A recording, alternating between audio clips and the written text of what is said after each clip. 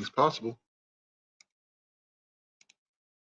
It's supposed to be give me special things for.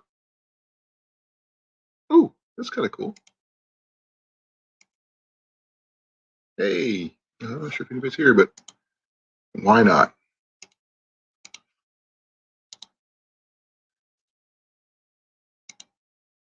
Anybody's here, but why not?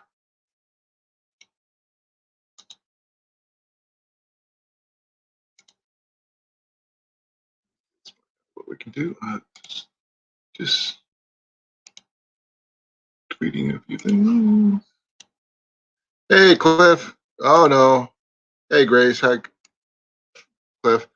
I okay, good. I just paid for my monthly subscription for StreamYard, and I just wasn't able to get online for a while just to chat and everything. So I'm up. Hey, Mark, how you doing? So anybody who wants to come up can come up. If you guys want to hang out, you can hang out. Your choice. I will post the link because I've never got all these features to try out. So who knows? Just got done dropping my boy off with his mom. Oops, sorry. Got to groom a little bit. How is everybody? Great, I hope.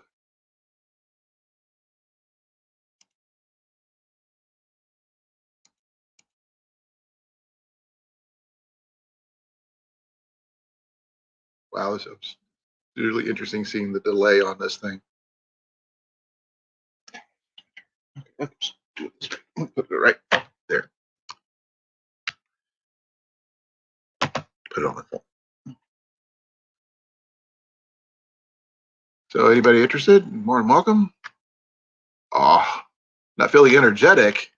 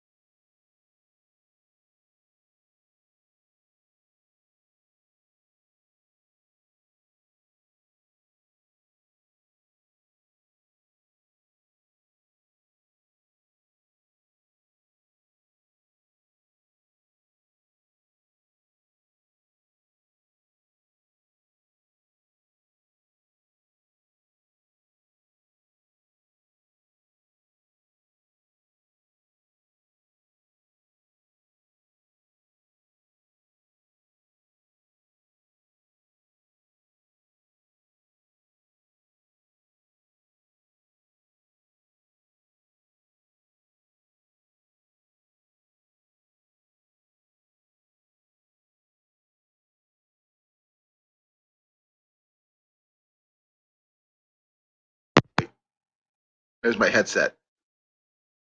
Okay, how about now? Hey Heath, how you doing? Is that better? 1, 2, can you hear me? No audio? Crap, what's the heck?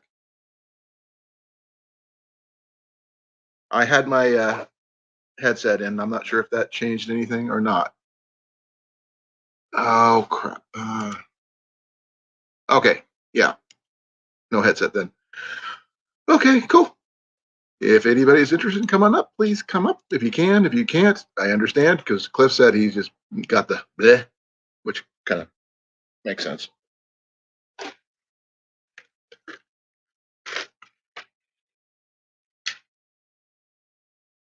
I just paid for the monthly subscription for StreamYard so I can have up to 10 people up here, and it's going to be interesting.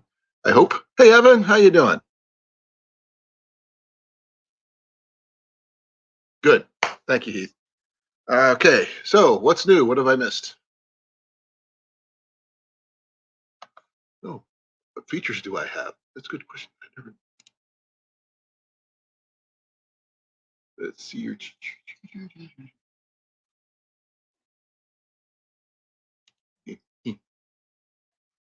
I like that one. Okay. I'm not sure. See, well, after 5, I didn't realize he was doing anything. See here, I didn't see his up here, is it? Oh, yes, he is. Okay, that's cool.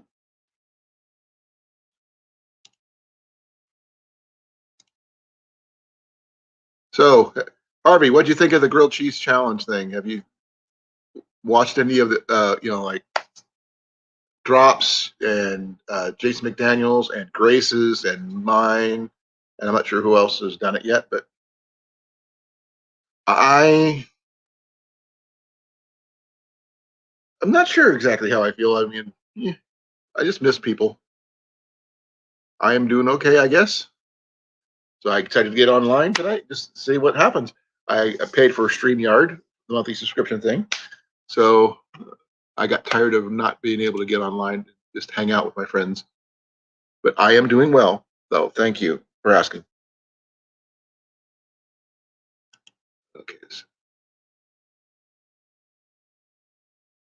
Yep, he did.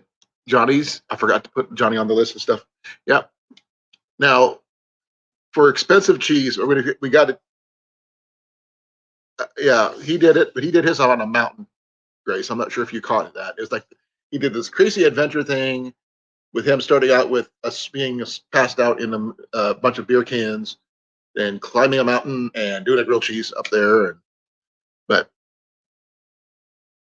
between Grace's grilled cheese and Drop's homemade tomato soup, oh my gosh, we got gourmet food everywhere. I thought that was really, really cool. Let's see if I can pop out the chat here. That way I can just watch everything. Oop, I wasn't trying to do that.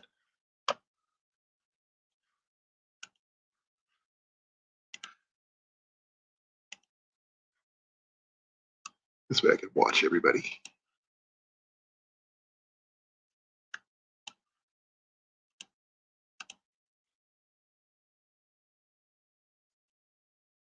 Yep.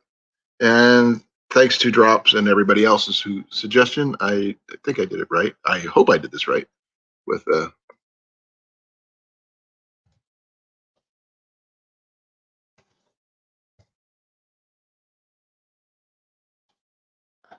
think that's right. Hey Josh, how you doing? Thank you for coming. Hope everybody's day is going well. Weekend is doing even better. Happy to my impromptu Sunday night live stream.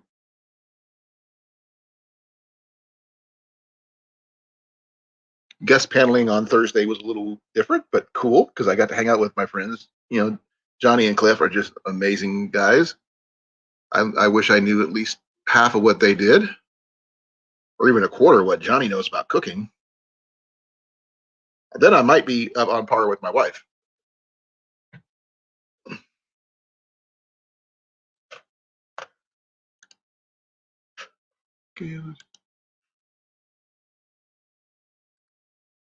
So, how is everybody else doing today? Anybody else interested in coming up? I got so many things I want to do.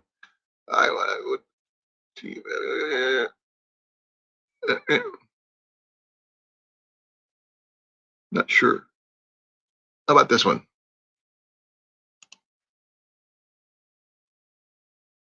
Not sure. Here we go. Okay. Can you guys still hear me? I mean, right now I feel like I'm talking to myself.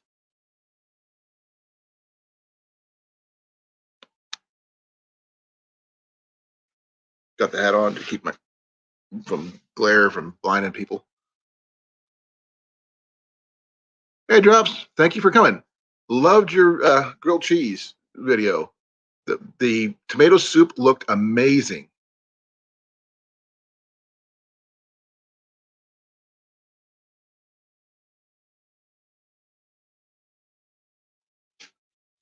Like I said, between Grace's grilled cheese and Drops your tomato soup, I mean, Man.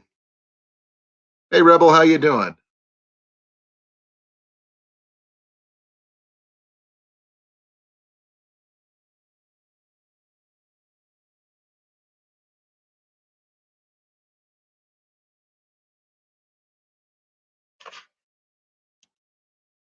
Let's see here.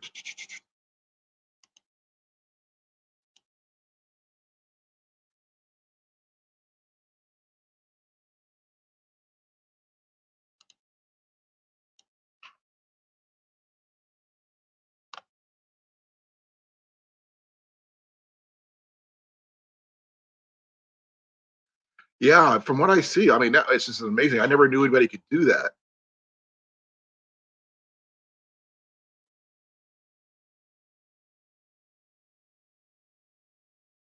Holy cow.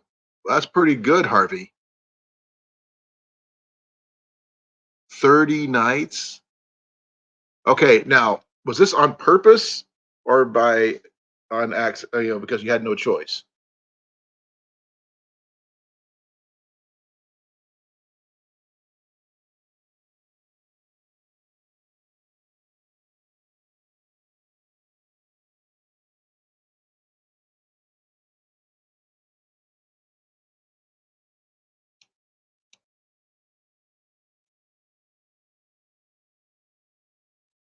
Oh, wow, that's cool.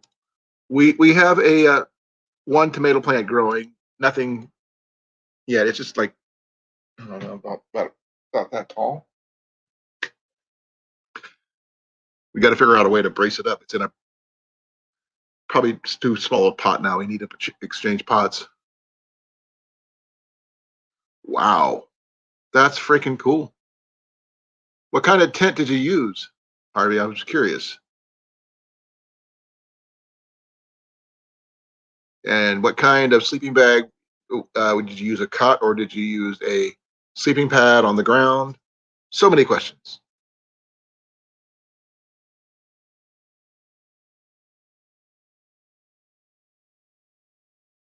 Oh, that's also one of the reasons why I do a lot of backpacking because you never know when you might have to walk out somewhere. Though I'd probably have to get a rickshaw to haul my wife around because she can't do the walks as much as I can.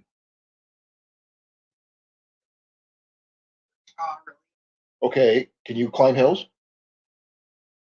If I really, really, really, really had to, yes. I bet. Yeah, a practice run is always a good choice. I do mine about a week at a time.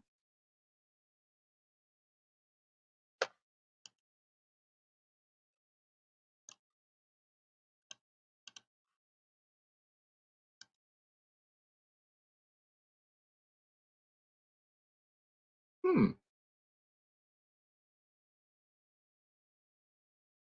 I'm gonna have to look up the Wiggies. I'm not familiar with the brand, but if you can recommend it, that'd be something we should look into. I mean, here in Iowa, it gets severely cold in the winter. So my okay, okay, cool.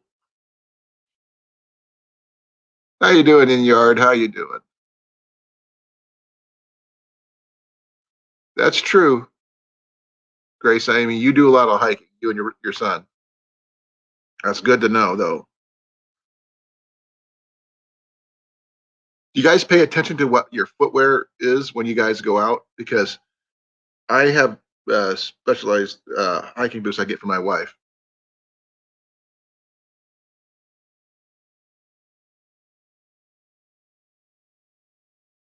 Hey, Brian, how you doing? Thank you for coming.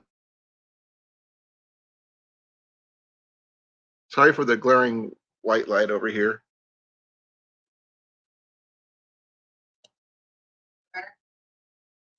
No, it's this, hon. It's just it's like a little sunlight. I mean, barely when I put my hand up here, you're like, "Ee."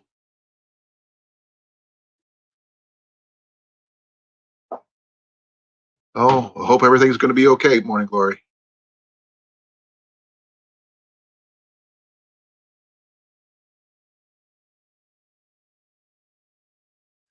Like I said, I do, the place I go, it's got 25 miles of trails. It's got little to no signal, depending on where you're at. Because most people think, oh, I have a cell phone, I can contact people. Then you get to a place that got no service whatsoever. And after a grid down situation, you may not even have that.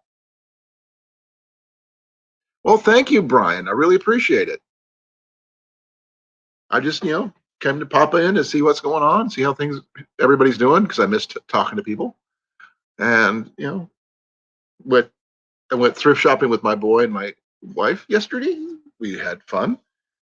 Got some little disappointments along the way, but I'm good.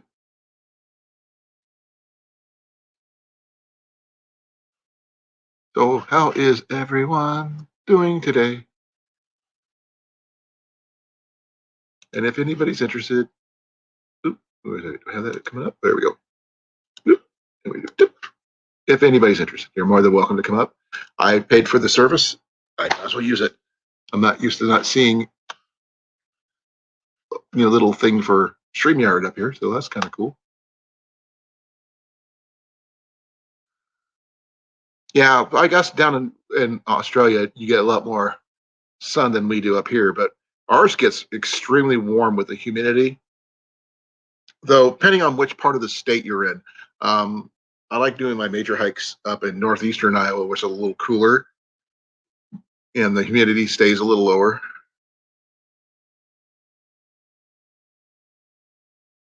If you do that, Evan, I want to see a video.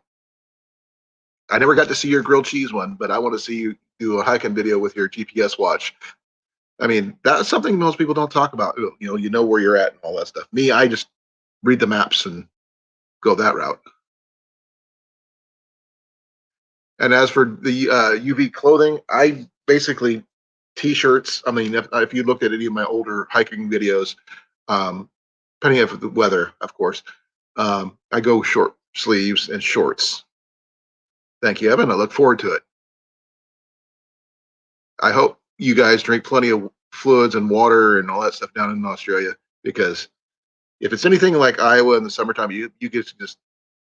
I know it gets bad in where Cliff's at in New Mexico, because the heat's like a dry heat that just sucks the water right out of you.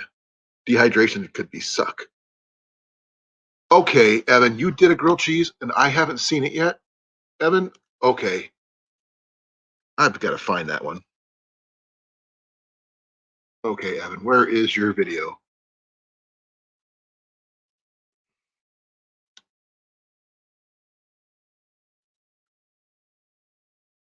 Oh,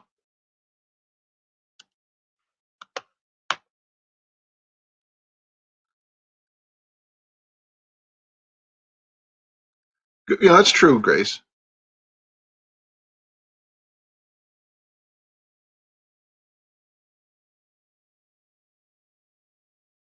Yeah, I usually take electrolyte fluid powder stuff for my water bottle. That way, I keep my fluid level, electrolytes up and everything. Because if you sweat too much, you can drop really too easily, especially out in the middle of the woods. Not a good thing. Someone my size, I'm not being moved by anybody anytime soon, unless they're as big as I am. I'm not tall. I'm just fat. Right, Mac? Okay. Sorry, Mac was. Come here.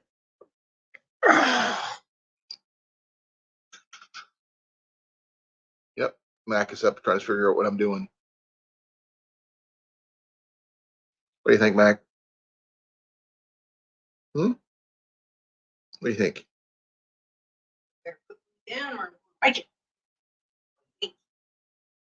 Okay. There you go, Mac.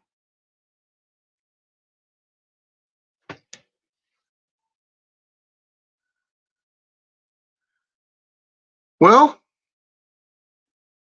yep. That's his name is Macus Attackus. We was going to try and name him MacGyver because his original name when we got him was just Mac, but we call him Macus Attackus because he kept on attacking our feet. We thought he was going to be Irish or Gaelic, but nope, he turned out to be Roman.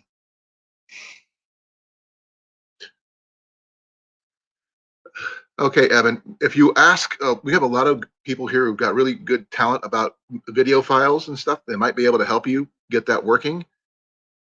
If you could still watch it, but can't upload it, feel free to ask. I'm sure we got enough people here who could help you out with that. Oh, that's good. I don't know what the water situation is exactly in the areas that you live. I mean, I know there are. Let's see what. I'm trying to remember the name.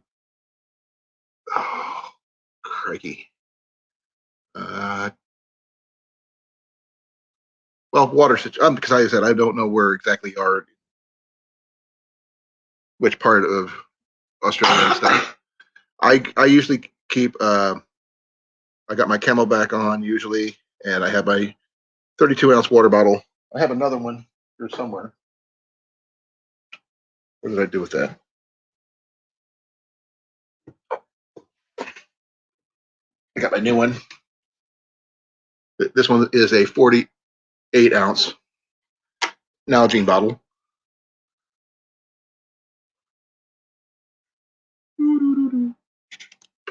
Oop, forgot. I got this up. I popped out that chat. Yeah, he did 2 videos. He said he burnt the first one. He wasn't really happy with it. I got it tagged in a playlist on my channel. Let's see, do you keep a lot of water in your vehicle, Cliff? I gotta see what.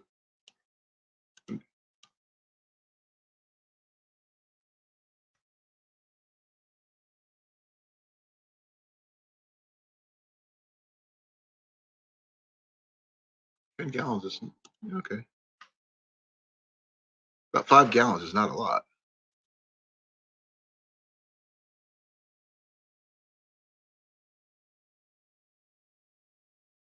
No, Cliff, he keeps about the same amount you do because 20 liters is about 5 gallons. So you guys are keeping about the same amount. I've got my water filtration setups. I have my Kineton Hiker Pro. Hey, Bomber Steve, how you doing? Thank you for coming.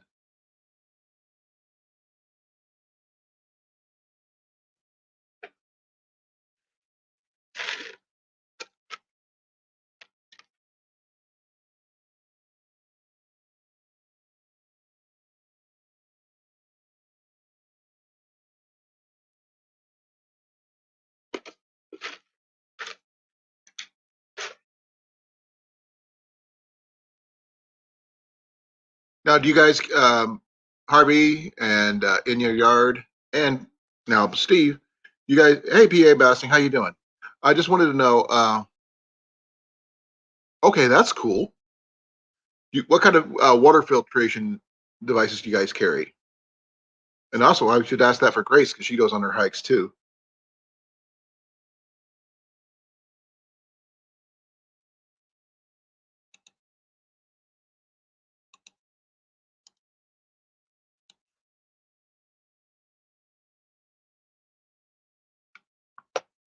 And just say thank you to Australia for coming to my live stream. I really appreciate it.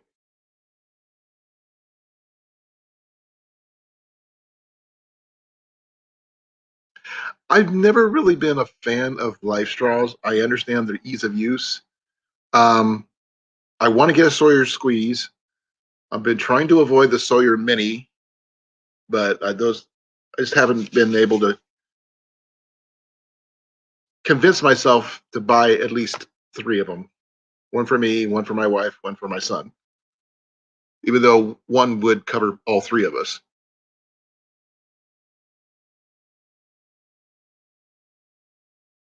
Hmm. I would love to see some information about those two items, Harvey, because I use a military issue Thermarest sleeping pad. I need to get a wider one because of my shoulders, but the one I have seems to work for now. And I got a simple Walmart brand, supposed to be cool weather sleeping bag, but it works. Okay.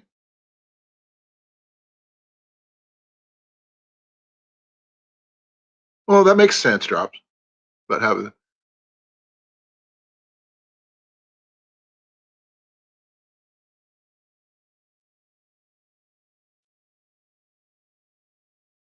Okay, I'll check that out later. Or better yet, I just click on it now and have it up for later. There we go. Get back to where I was at. Yeah, I'll look at that in a bit. Yeah, I can understand that. You got to keep it. The same thing would probably happen with my my Kynoden as well.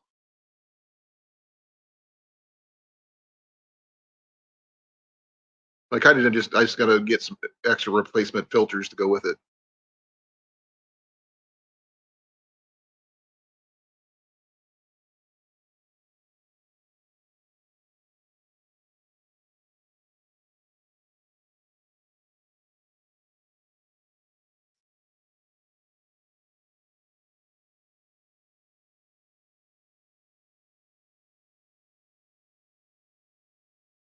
That's cool.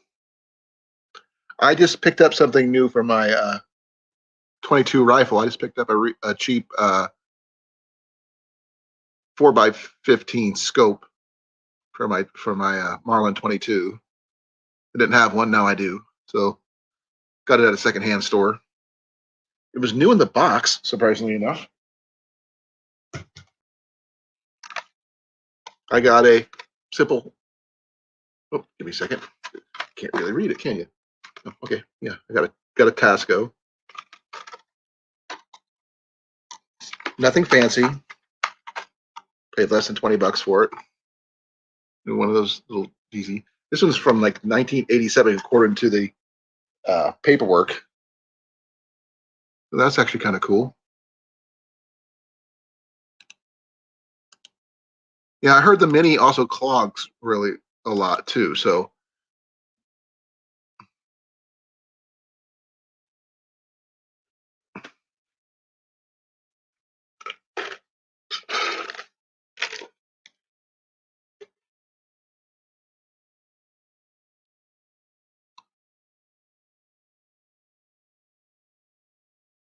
okay, in your yard, and Steve, I need to know. I'm having trouble with some of the words you're using. Fracking? What? I don't know what that is. I'm not familiar.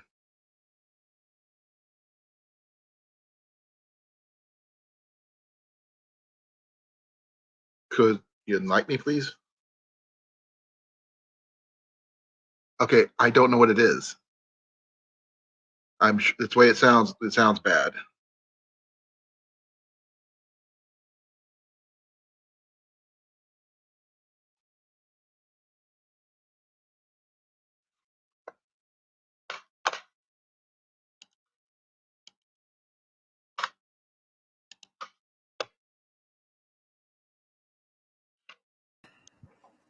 Hey, Steve. Hey, Colin, how's it going? Pretty good. I Yeah, don't.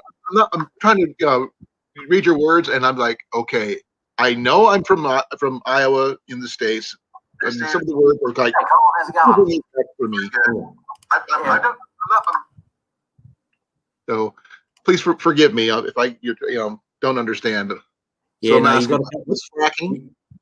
you've got a couple of people in the chat. It's a worldwide issue as well. It's use of high pressure, high volume water and other hydraulics to get down into shale to extract natural gas and oil. But while it seems like a great idea to get more fossil fuels and more resources, it has extremely bad consequences for the local water table underground seams opened up, and it basically pollutes the water table all around. So Australia has a large artesian basin underneath it, and some really high quality water, and a lot of agriculture, and a lot of people rely on that. And of course, the mining companies, all they see is the big dollar, and they go, well, we have the right to extract the gas and oil and stuff the consequences, and we seem to have too many politicians that don't have the balls to stand up to them.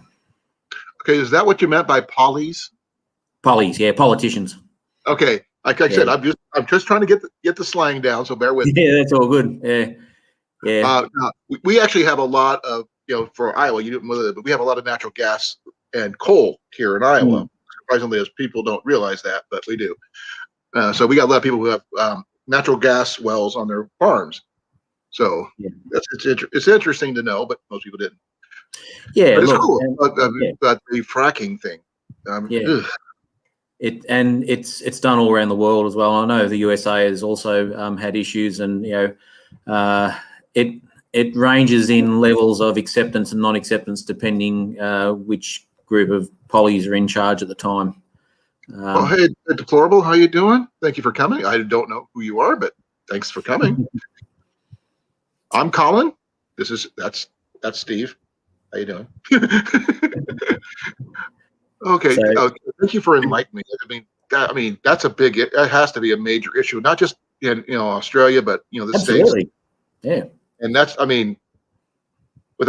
live on a property that has a well currently, and that would just basically wipe out everything I have. Yep. And I don't try to head down through my political allegiances, but it happens on both sides of the fence, both for us Labor and Liberal. It happens for Democrats and Republicans, left and right. It seems to be that we, as a species, we seem to be quite happy to get the current benefit and basically mortgage or sacrifice the future, and not think through the consequences. And it happens in all things. Sort of like strip mining back in the day in the States, where they use the hydro, the water cannons and stuff like that to get the gold out and stuff. Yeah. Well, just to the east of my town, Bendigo, we've got another little town called Heathcote, and I used to teach at Heathcote, and it was a booming goldfields town back in the 1850s. And between the 1850s and 1900s, there was a section of land there, and they basically sluiced it. And so what they did was they organised high pressure water, and they basically washed all the topsoil and all the sand and everything down and ran it through sluices and collected all the gold. Now, the issue is that now, 100 years later, that land is still basically a barren landscape. It's got a few trees that are growing in there, but all of the wealth of the land, the soil and everything there is gone. It was destroyed, and it's and unless it's artificially put back, it's never going to regenerate. Oh yeah, I can understand that. I'm looking at a map of Australia right now, if you're wondering. That way I can try to orient myself to what you guys are talking about. Yeah.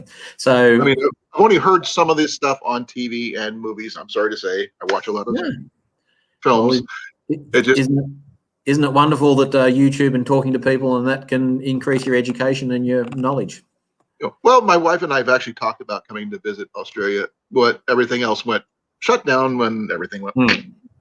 Look, and it'll open up again, and all of you Americans with your American dollars are more than welcome as soon as you can get back over here. I got family down there. I'm going to go visit. Okay. So just to give you looking at that map, if you look at the I'll share the map for people who can see it. That way, give me a second here. Okay, share screen. Hopefully this works. There it is. There we go. Yeah. So if you look down, what a lovely little map. What a lovely little country that is. Yeah. The interesting thing, if you actually pick up that map of Australia and put it on a map of America, scale to scale, it's basically the same size. And we have Western Australia, which is where Josh is. So if you look over on the west coast there, you'll see Perth. So if you go, well, he said 500 kilometres, so that's about, doing a rough estimate there, about 300 or so miles to the north, directly north of Perth. He'll be up in that area. So he's about an hour's drive from the biggest city up there, being Geraldton. So he's what we call out in the back blocks, or out in the sticks, or out in the scrub. Okay. Yeah. Out in the backwoods out here. yeah. No, you'll see that light tan area there, the Gibson Desert, and all. Western Australia is an extremely dry, arid state. That part of the country.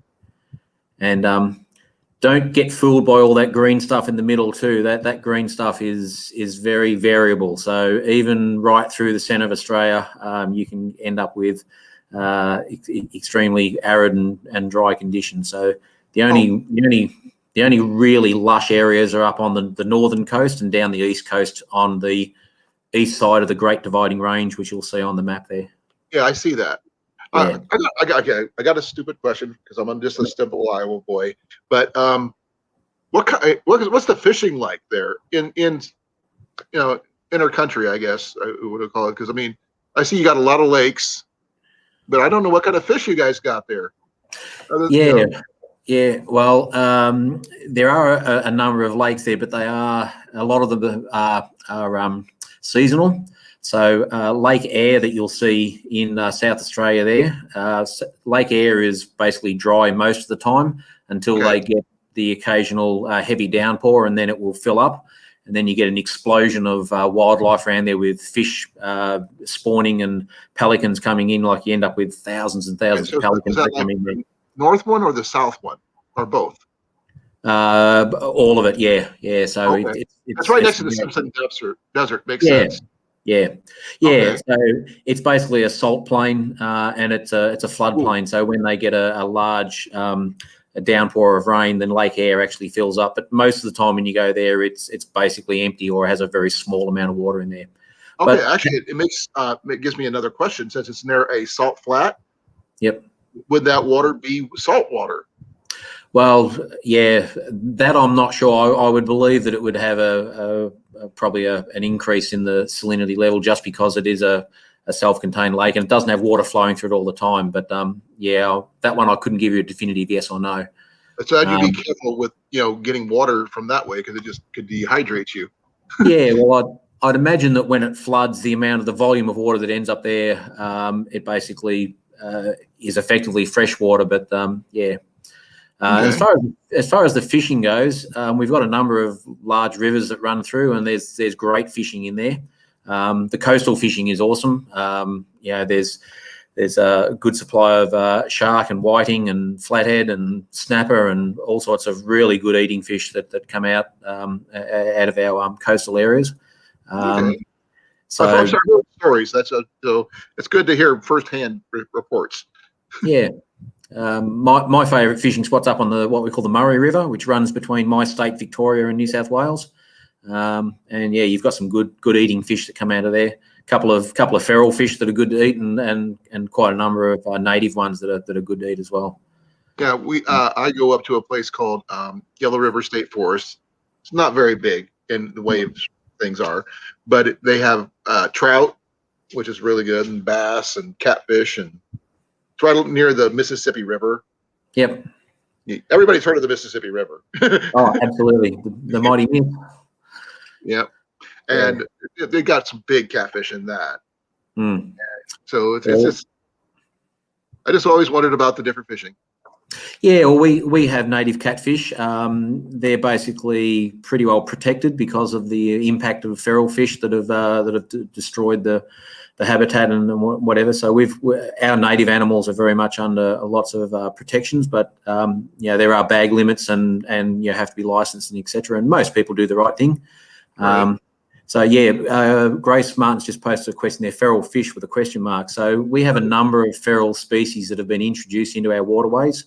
The two main problem ones are the European carp, which create all sorts of problems because they go down and muddy up the water and then make it impossible for the native fish to breed and survive. We have carp here, and they do the same here. Yeah. And look, I've eaten carp before. They're not too bad if you bleed them properly and soak them in vinegar and do all that. You can eat them, but not my cup of tea. The other one that's a real problem as well is the English perch, also known as redfin around here.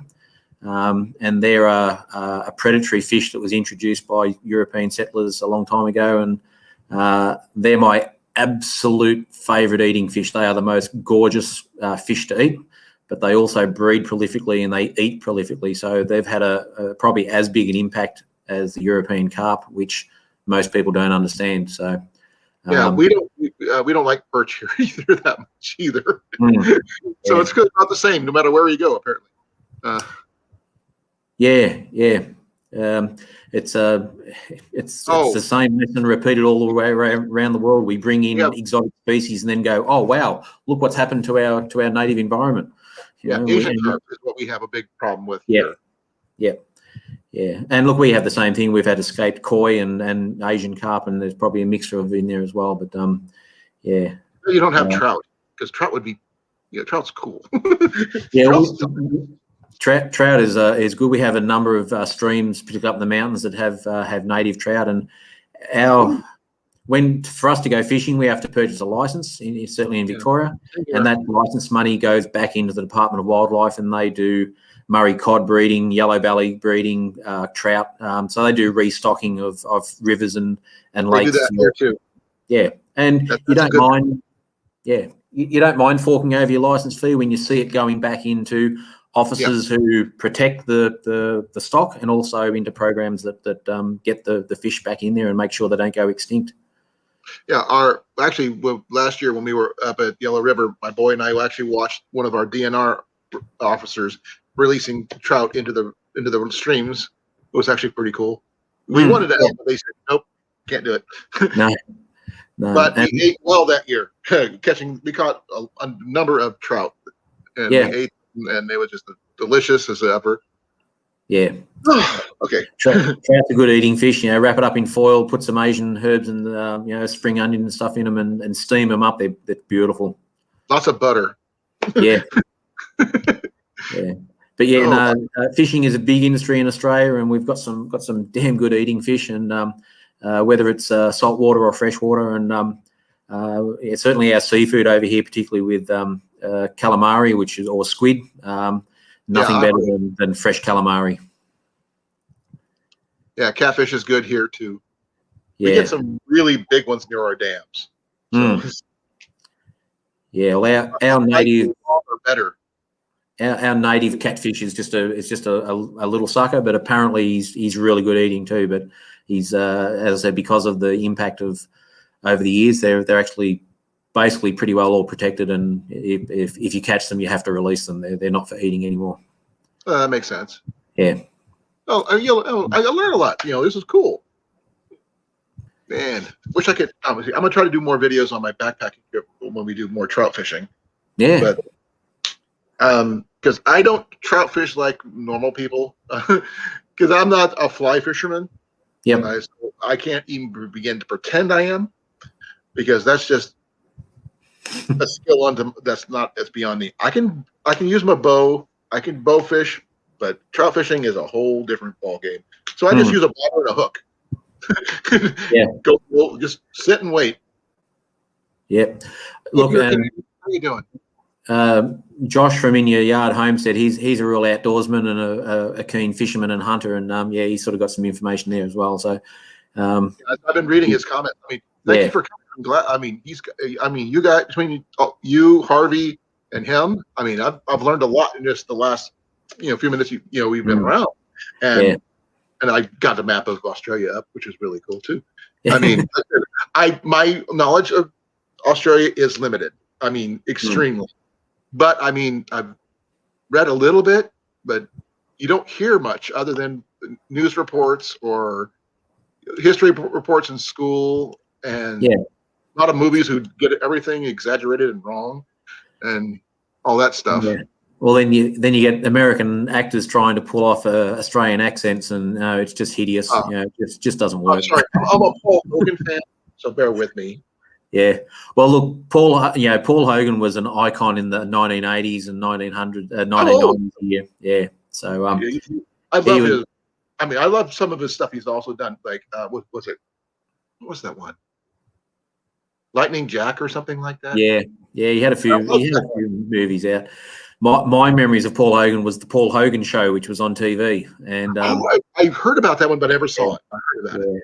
Oh, you'd never get it on TV now because it was just a show for that time, and it's just Paul Hogan. See if I can scrounge that one. Yeah. So do you know the Sydney Harbour Bridge, the big coat hanger style bridge we have in Sydney? Yeah, I've seen pictures. Yes, so Paul Hogan was a maintenance worker on that bridge, so he used to do painting and upkeep on it. And so he was just basically a run-of-the-mill tradie workman and, just a typical ocker. And he started doing a little bit of stand-up, and he sort of got discovered by these TV executives. And, lo and behold, within a short amount of time, suddenly had his own TV show. And he used to have the cut off shirt and the tattered jeans, and it was basically just a fairly knockabout ocker, just sitting around having a chat with his mates and doing funny skits and not taking the pee out of everybody, which means making fun of everyone. Yeah, unfortunately, he's more famous for here in the States for this phrase right here. Yep. Well, there's that one, and also the one that he's got a lot to answer for. Chuck a shrimp on the barbie. It gets stuff. No one in Australia calls them shrimp, and we don't put them on barbies. It's just nonsense. Yeah. Let's see. He did another one, another film, Almost an Angel, I think it was called. Yeah. Yeah. See, you tell my fan if I can pull those out. I've seen those. Those were good ones. And look, Crocodile Dundee was probably his high point, and he's been an interesting man for quite a while. Yeah, for the roles that they gave him, he was a good actor. But he made the best. Yeah, and as far as your map goes, Crocodile Dundee was set up in the Northern Territory, which was up in that northern state, even further north than where Josh is. So where are you from exactly? I'm sorry, I'm trying to find you on the map. And he says it's flaming prawn. A flaming prawn, whatever that. Okay. It is. It's a flaming prawn. Yeah. Okay. Grace is putting her 2 cents worth in. There you go. I have heard that. What do you think, hon? Do you think an Australian accent is sexy? Yeah. Yeah, my wife agrees. Yeah, I think it depends how Aussie it becomes.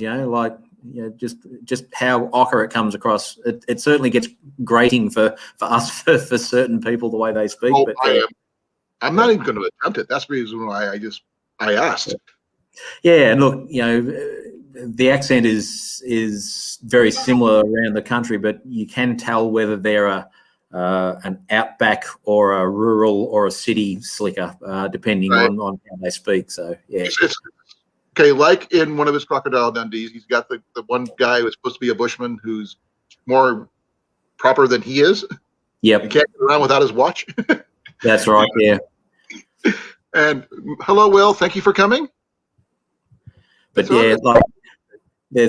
there's a lot of rhyming slang which comes from Cockney in England, which a lot of our ancestors sort of came from, and there's Australianisms and that, and if that's what I'm trying to when you were writing things, I'm trying to decipher it, but I'd rather since I have experts here, technically, people from there who can actually set me straight. There we go. Yep, and look. The way some people speak, you guys would hear that and go, just shake your head and go, "What the hell did you just say?" Though, even though we're speaking English, it's very vernacular of the area. But I had an idea, but I'd rather not guess. I didn't have to. So when Josh said it's a flaming prawn, that doesn't mean that it's on fire. What flaming is like a spicy. Yeah, it's sort of just it's an adjective to give strength to what you're saying. So, you might say, you might get surprised and you go, oh heck, or but you might say, oh flaming heck, So it's Okay. just yeah, Okay. or that's nonsense. Oh, that's flaming nonsense. It's just Or putting that. they would probably use the another F word in, Yeah. here, be a little bit more. The vernacular would be a little bit stronger, but I don't use those words generally. Yeah. No, that's right. And you might have someone that would say something like, "Oh, I'm just going to go for a wander down the Frog and Toad and have a Bo Peep at the servo." Okay, I almost understood that when you got to the end. I didn't understand that last word. Servo? Service station, petrol station. Oh, okay. Servo. Okay, that's what threw me off, because when I think of servo, I think of gears and mechanisms and things like that. Okay. Yep.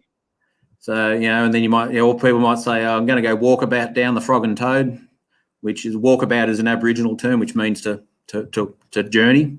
The thing is, I knew that one. I actually use that one myself when I go exploring. I use that in conjunction with exploring, which is, I think it's cool. So the Frog and Toad is rhyming slang for the road. Okay. Yep. A Bo Peep means to have a look. I kind of figured that one. A peep, look around. Yep. Okay. So there's a few rhyming slangs that people use. Like some people will say, "I'm going to get a dog's eye with dead horse," and you eat that. Okay. So a dog's eye with dead horse is a pie with sauce. Oh, really? So dog's eye rhymes with pie. Dead horse rhymes with sauce. So if you go to a barbecue or a barbie at Australia, someone will say, "Hey, pass the dead horse." They want the tomato sauce. Okay. That's interesting. And at least, I'll still say, if I would go there and someone said it, I would probably say, I think I know what that means, but thing is, I would, when I see something, I'd probably understand it, but I'm also dyslexic, if you know what that means. Yeah, yes, yeah. I used to teach a few kids with that. So. Huh? Kind of like the Queen's English. Well, a lot of it is a variation thereof, of the Queen's English, but their own, because they're isolated. So that's which I think is freaking cool. So if you look at our very early European history, most of the people that came into Australia, white settlement, were either convicts, so lower socioeconomic class in the Victorian England, and sent out for punishment. I knew the history. So you have a lot of working class English language that came out, and then because we were so isolated, it sort of all mutated within here. So we're sort of a bit of a mix of Cockney, Liverpool, some Queen's English. I can almost name every Australian movie that has ever made it to the States. But one of my favorites is I'm not sure if you ever watched it or heard of it. Quickly Down Under. Oh yes, yep, with Tom Selleck. That one seems almost more real than the rest of the ones I've seen, but not all of them. Well, they actually have the rifle from that movie in a local gun shop here in Iowa. So, which is really freaking cool. Well, that movie in particular was a real pioneer movie, because it was one of the first ones that really touched on a major issue that's a lot of Australians won't admit or don't know about, but the treatment of the First Nations or Aboriginal people of the settlers, and the amount of the way that they were subjected to various massacres and hunting and dispossession and all that. So it was an extremely important movie at the time, and still is. Yeah, like Tom Selleck was good in that one too. He's a good actor.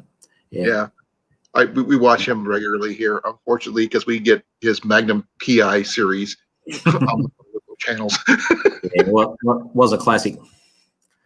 It's a mustache thing. It has to be, because women just fell over that back in the day. Well, even late years later when he popped up in Friends, and he was sort of a lot older, but he was still knocking them dead. Oh yeah, I bet. Yeah. Oh man. Okay. Okay. So what's up? Harvey, Preps. budgie smugglers. Okay. Okay, so they're I know what the word smuggler is, but bungee that's a bird. It's a bird, isn't it? Yeah, so that's the budgie is a shortening of budgerigar, which in America I think is called a parakeet. So that's a native Australian desert bird that was domesticated, and now everyone has budgerigars.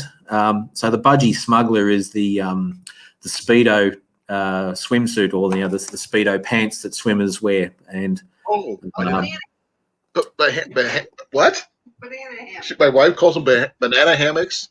Yeah. So, and of course, a budgie, if you put a budgie down those, it would sort of make a small bulge, which is sort of at the front. So it's a. I mean, I personally. Colin. Okay, that's going to be an interesting topic today. Okay, that's cool. Thank you for. This is amazing. And I personally think that Speedos or budgie smugglers, you should have a license to be able to wear them. You should be assessed whether you're of a suitable physique to be able to wear those, because some of them are just okay.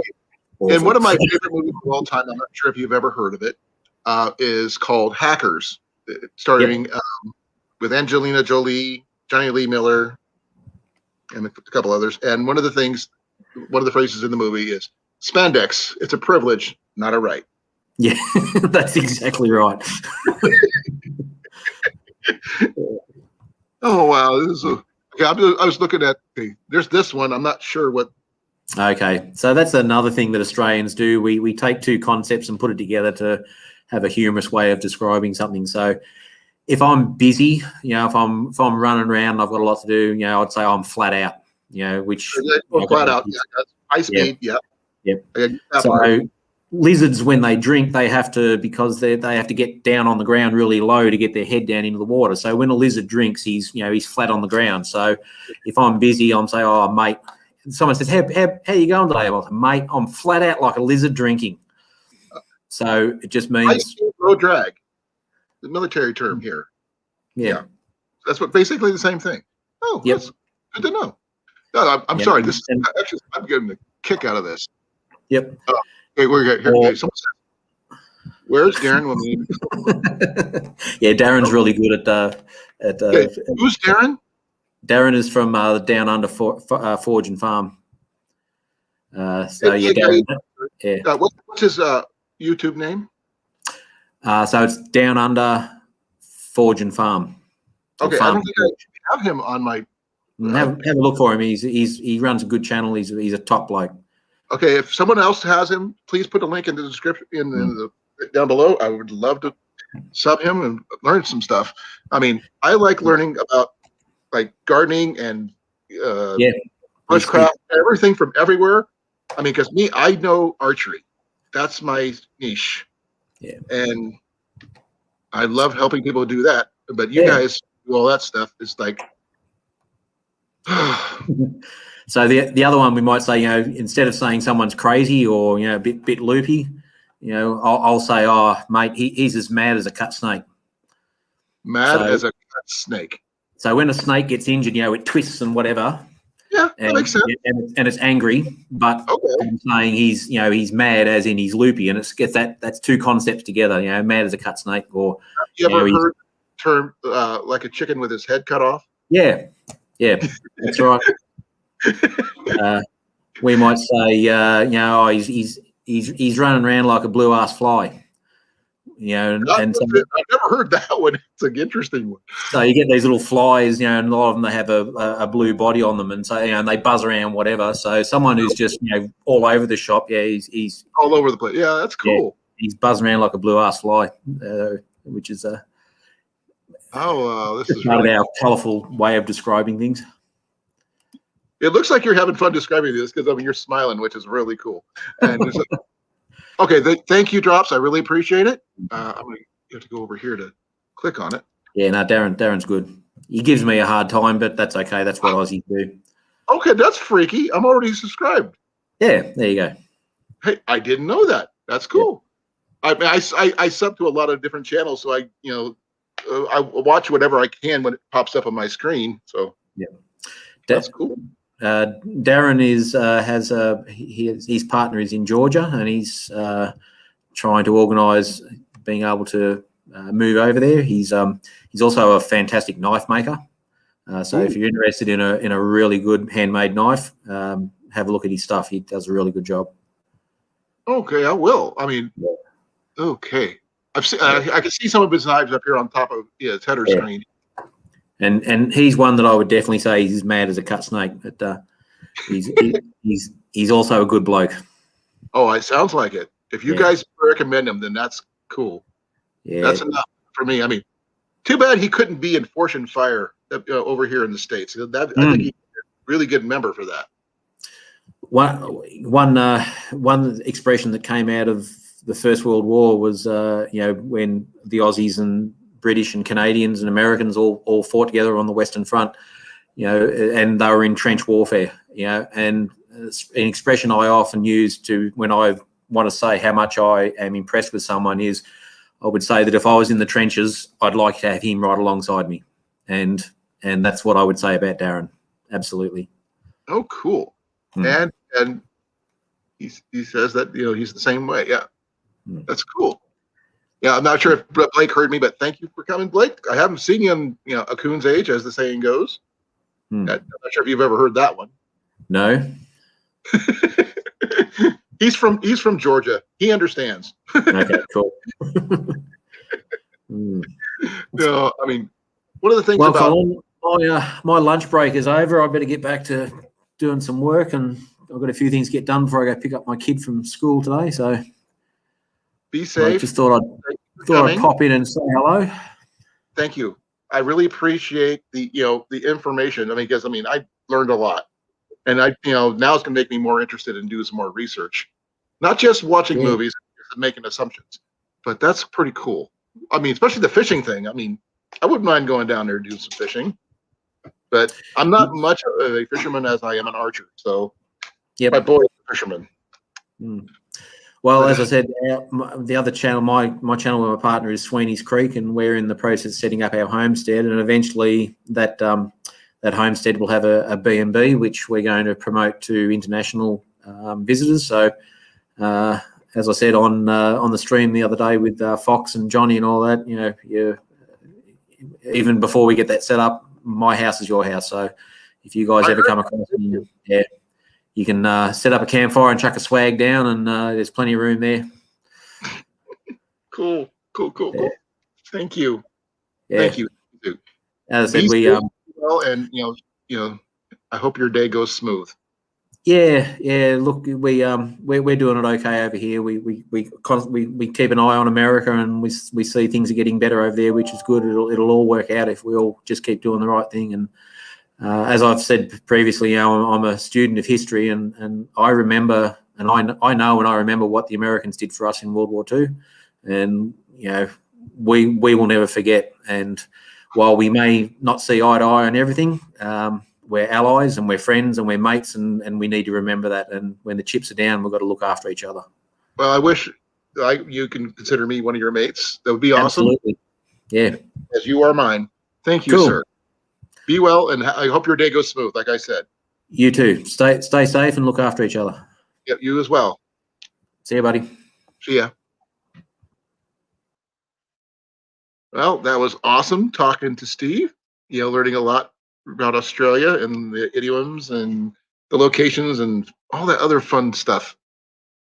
If anybody else would like to pop up, I would greatly appreciate it. If you don't, that's okay too. Let's see if I can fix my screen a little bit. But I learned so much from that, other than just talking about things that Iowans and Americans think they know about things, and the different things that goes on down there. Like, okay, in your yard homestead, what is your first name, please? I am Colin, as the saying goes, from Kincaid Outdoors. I teach archery.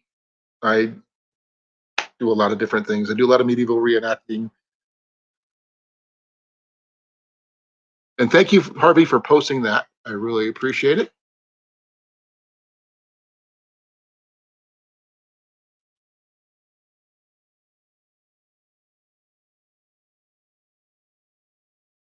And I, hopefully Down Under Farm and Forage will come up eventually and I'll talk to him. I mean, I'd like to learn more about his foraging processes and things like that.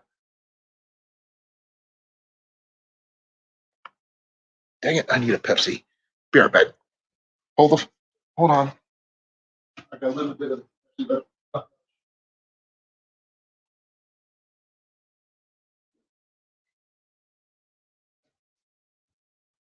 Drinking out a tiny can?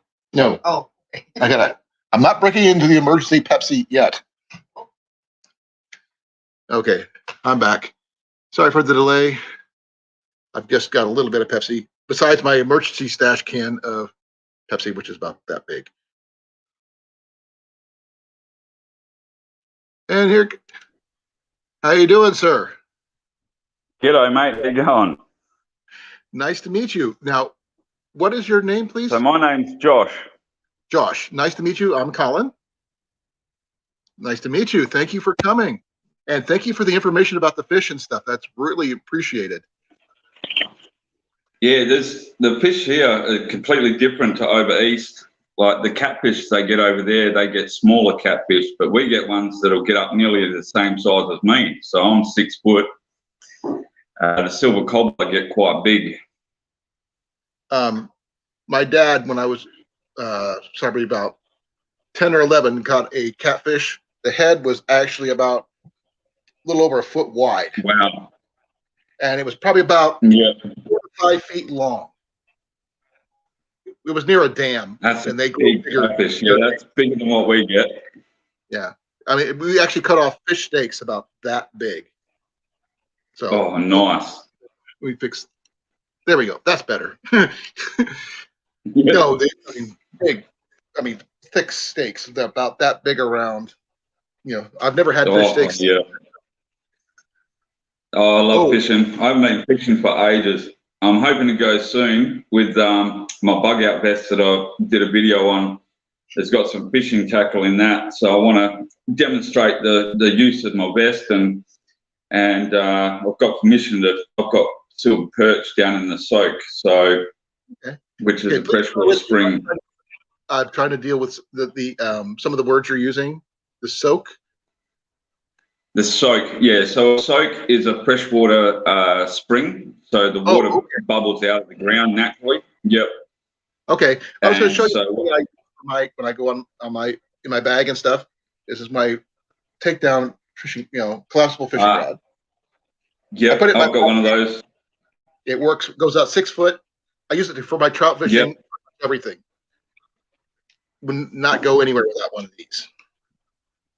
Actually, I should put one of those on my vest. It's fairly inexpensive, depending on where you're from. I mean, I'm not sure what the prices are there, but I mean, this one is a simple. Let's see, what brand is this? It's a Bass Pro brand, but it's probably like a Shakespeare. Yeah, it's a Shakespeare. Brand. Oh, Shakespeare's good. Yeah. And I like it. The fact is that it comes with a little holder, holds everything down, and it folds in, which is really nice. Oh man, that's it. The more compact, the better, I reckon, with stuff, especially if you've got to travel. Yeah, and you make sure you put rubber bands around spinning. But when I carry a 55-liter backpack when I 70-liter backpack when I backpack, and I carry as much as I can. Because I usually end up carrying for 2. Like my boy usually goes with me. Yeah. And he got his stuff. I mean, he's 14, and he can carry more now, but I still have to carry most of the food, or he'll eat it all. Yeah. I only have to worry about myself and my dog, so it's all good. Does your dog have a pack? No, but I do want to. I have seen some, and I definitely want to get some for her. So I'll have to look online and see what there is, or make one myself even. Like, I'm not too bad with hand stitching stuff. People were asking, talking about catfishing. I think I might actually have a picture of one of the fish that my boy caught last year. Maybe, hopefully. I don't know. I only got the one I caught with me a few years ago, but my boy caught probably about an 8-pound catfish last year out of the Mississippi River. And Nice. it took him Nice 8 catfish. days to do it because he said, "Dad, I want to try to catch a catfish. I've never caught one before." Yep. So you put a worm on a hook, toss it out near a dock, and boom, he brought it in. Yep. It was about Over here, we use big. grasshoppers or cicadas. They're nice. Yeah, grasshoppers or cicadas is what I usually use when I'm out I'm fishing familiar like with both. that. They have them here too, and they're not very nice, No. especially in Iowa. We have a lot of corn. We don't like those things. Yeah. Oh, But yeah, there's sorry. the yabby's a good bait too. That which you guys call crawdads or crawfish, I think. I've seen people talk about those. We get some really big crawdads here. I've actually Yeah. personally caught one bigger than my hand. It looked like a mini Oh, lobster. nice. It was. I mean, the Yep. claws itself were that long, and I didn't do anything with it except let it go. I mean, because you can't fish with it. It's too small to eat by itself. Yeah, by itself it's too small. Yeah. Because all the other ones were like Yeah, but if you get a good, bait size things. yeah, that's the same as what we get here. What we call yabbies. Yeah, I've heard the term. Yeah. Oh, That there's a looks few like names. Depends where you're from. Some people call it, in Australia we call mostly called yabbies. Then you've got the smaller ones which are kunaks, I've heard that one. gilgies. There's another one. Yeah, that's all different names for the same thing. Yeah, depending on where you are. Yeah, we call them crawdads. They also, what else do Yeah. they call them? Oh, no. I've always known them as crawdads here. So my dad always called it, for fun, he said they're mini lobsters, which is Yep. technically true. Technically. And then we get another one we call marron, which is quite bigger. They're the size of a lobster. Yeah, Really? they're quite big. Wow. But you're only allowed to fish. You got to have a license to catch them, and I think you only got about 3 Sundays in the year. I think that you can get them. Yeah. So it's a very short season that you're allowed to get them. Crayfish is a crawfish is another name for them that they use down in like the southern states. Mud bugs is Yeah. another. Mud bugs. Yeah, I only just heard that just recently. Someone commented on one of my videos saying that they call them mud bugs. Yeah, that's a good name for them actually. Technically, yeah, Yeah, that's they true. really Let's see, they're called ditch bugs, freshwater lobsters, ditch bugs. mountain lobsters, and yabbies. I mean, I've heard my dad always called them freshwater lobsters because some of the ones we found were fairly large, and they hurt Yeah, when they right. grab you. So Yeah, they give a good little nip. And we get another one up in the north, up in the tropics. We get what we call what are they? I've got to think of the name now. Oh heck, I've just got a brain fart moment now. those are What everywhere. are they? Yeah. Oh, they got real long claw nippers with little nippers on the end. I know you guys have got another species in A America shrimp? as well. Oh, And they're like a shrimp. They're like a shrimp. They're a freshwater one though, a bit like scampi. Oh, what do we Okay. call them? Cherubin. We call them cherubin. Yeah. And they are the best freshwater crustacean ever. Yeah, freshwater prawn. They make prawns. Prawns are poor man's food after you've tasted these things. They are absolutely beautiful. Okay, I'm trying to figure out what that looks like. I mean, I can see it in my head, but Yeah, I'm not. I think I got probably the the name closest. wrong. Yeah, the closest would be a scampi, which is which I don't know. That might be another Australian name for these prawns too. Scampi here. Oh, okay, yeah. So they've got the long nippers, but scampi are saltwater, aren't they? I think. I can look. Let me see. Oh, we're in Iowa. We're in Iowa, so we don't get a lot of scampi here. Yeah. But yeah, that's what they are. They're scampi. Also known as Dublin Bay prawn or Norway lobster. Yep. Yeah, well, they're great eating. They're a version of it. Yeah. I don't think we got them in Iowa. Actually, I'm gonna see. Who knows? They might have some. Who's checking? No. Nope. Not here. Just the regular prawn ad. They're really good. Yeah, we get all sorts of interesting things over here. Well, we do have a lot of I don't know. like wild clams and stuff like that. Really big Yeah. river clams and stuff like that. But they We want get a lot of clams. We call the small clams we call pippies. pippies. And cockles. There's another type of one. There's a cockle. And we got the mussels and stuff like that, and oysters. They call them that here too. Yeah, but we get a freshwater mussel here that lives in the billabongs, which like the billabong is like a small lagoon. I've heard the term. Freshwater mussels. They're great. You just chuck them on some hot coals and wait till they pop open, and have a good feed. Or how we'd say here would be it'd be good tucker, which is food or feed.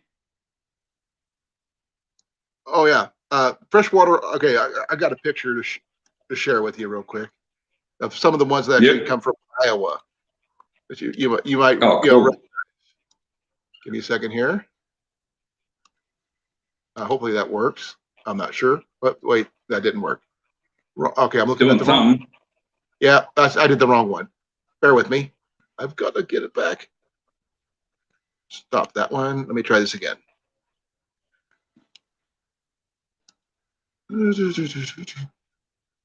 That one. There we go. Check those out. That's what we got. Yep, that's very similar to what we've got. Yep. Yeah, they're really good. So can you eat those ones? Yes, you can. Well, obviously, let me double check, make sure it's because some of them they're not protected or anything. It's just that the water might be contaminated or something. And I'm looking at the life cycle. Most of the water up in the tropics is so clean; it's practically rainwater. You can drink it straight from the creek. Yeah, one thing I've always wondered because clams and oysters and all that stuff are pretty similar in nature, that they could be freshwater pearls, which I've always wanted to see, because I figured somewhere down the line there has to be someone who's found a pearl in a river. There's got to be. I think they have found some in the Swan River, which is the main river in Perth, Western Australia. Someone has found, because I have seen years ago Swan River freshwater pearls. They're not a nice, neat, round pearl like the saltwater oysters, but they are still a pearl. That sounds interesting. Just say, where'd you get your pearl from? Oh, I got it from Iowa. And they're like, huh? You say Australia, they say, oh, cool, it's from Australia. But in the middle of a landlocked country like, in Iowa, they just give you a funny look and goes, you're lying, right? Yep. No, it's good finding new things. Oh, man. I'm not sure if you can see the comments right now, but no, I can't see the comments. oh, they're talking about lighting farts in sleeping bags and all this other stuff. And Oh, It's- crikey. yeah, pretty much. And just to let you know, I use that phrase myself just because I like it. Yeah, I heard you say it before. Yep. Yeah, it's a good saying. Yep. I don't do it it's not out of me trying to, imitate anybody. That's just something I picked up because I like it. And that's it. That's the only reason. Because Actually, a lot of Aussies don't use it. There's only a few of us that use it. And like I said, a lot of people who usually try to use phrases from other countries, they do it because they think, Yep. they're trying to make fun of somebody. And me, I'm saying it because it's just, Sounds cool. Islands don't generally have an accent. We have a neutral accent, we've been told. So we kind of borrow from people as much as we can, more than anything else. Respectfully, of course. Oh, man. Okay, random thought. Oh. Okay, sorry. Grace has got something. Random thought. When I was a small child, I had 45 RPM records for Sing Matilda and Tommy. Oh, yeah, crikey. Yep. That's some old songs. Yep. Some good classics. Yep. Saint the Bismarck is one that I usually remember reading or hearing. So that was a long time ago. So please They forgive tried me. to make our national anthem. Really? Cool. They tried to make our national anthem that Waltz Sing Matilda, and we all said, no, don't think so. The song's about a thief and he commits suicide. Why do we want that as our national anthem? That makes sense. That makes sense. Yeah. Oh, wow. So what are you drinking there? This is kombucha, homemade kombucha.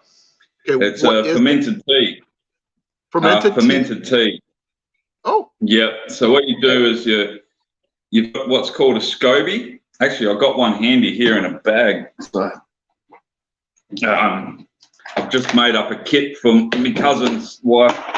She wants to get into making it. So I've got a SCOBY. They don't look too pretty.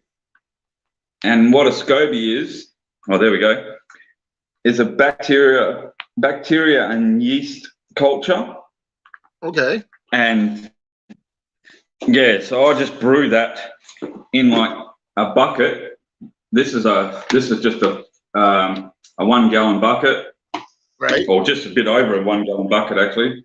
And then I've just got a bubbler on top so nothing can get in and contaminate it.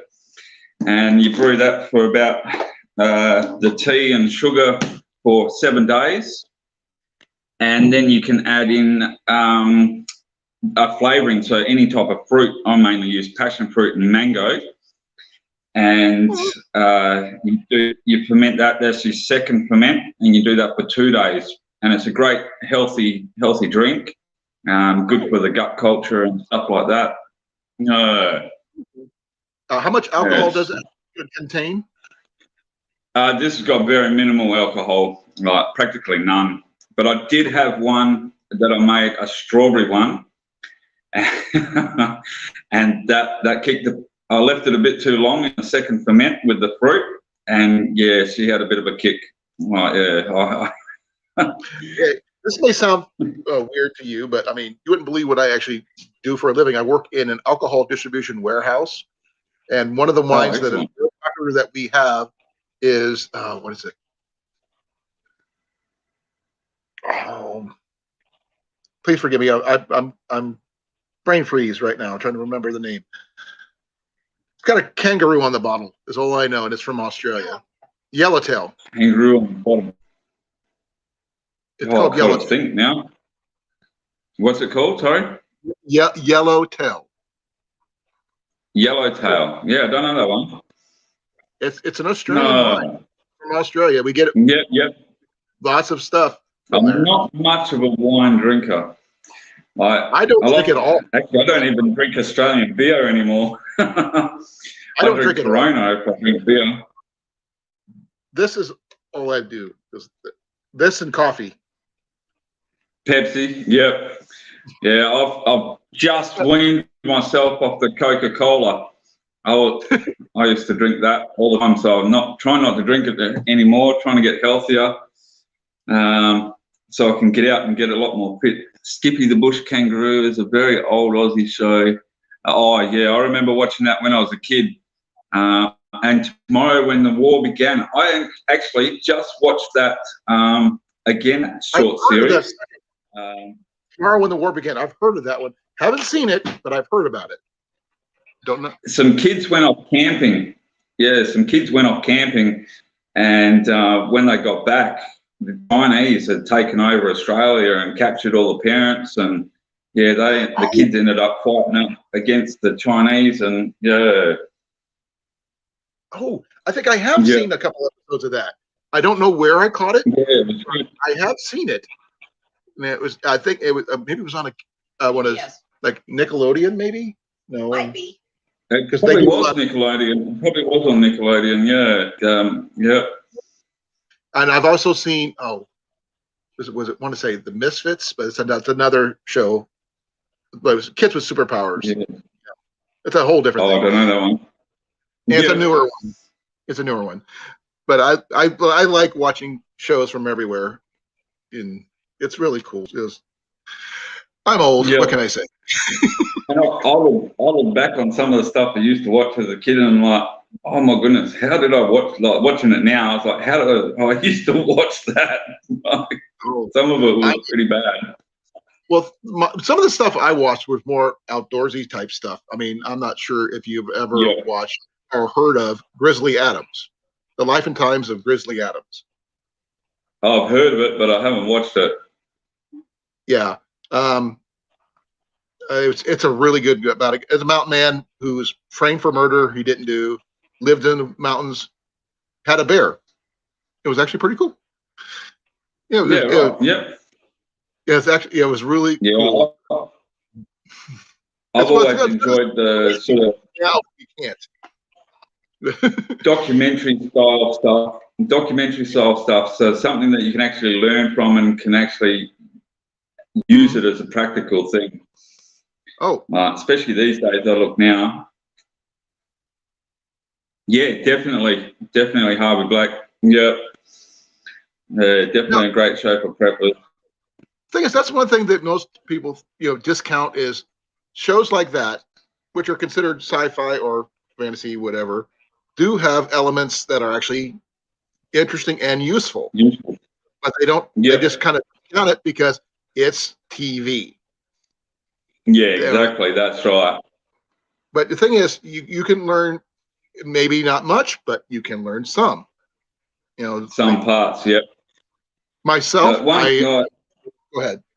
I have the SAS Survival Handbook is one of my great tools I go to for survival stuff. That's should be in every prepper's backpack. Actually, I picked up a new book you might be interested in, Josh. Okay. Have you heard of the Foxfire books? No, I haven't. No. Okay, it's basically a series of books, I guess, based out of the Appalachian Mountains style timeline stuff. Yep. This one here, I just picked up yesterday, is a series that goes along with it, and you can see that's just the title. Yep. And some of the stuff it talks about, which is I find really interesting, which would actually go well with Australian stuff, is like one of the things they talk about. I'm not sure if you can see it real quick. Give me a second. I'm going to water dousers. Yep. Outhouses. You got to talk about that because most people don't talk about that stuff. Let me see here. Wild ginseng, dockering with herbs.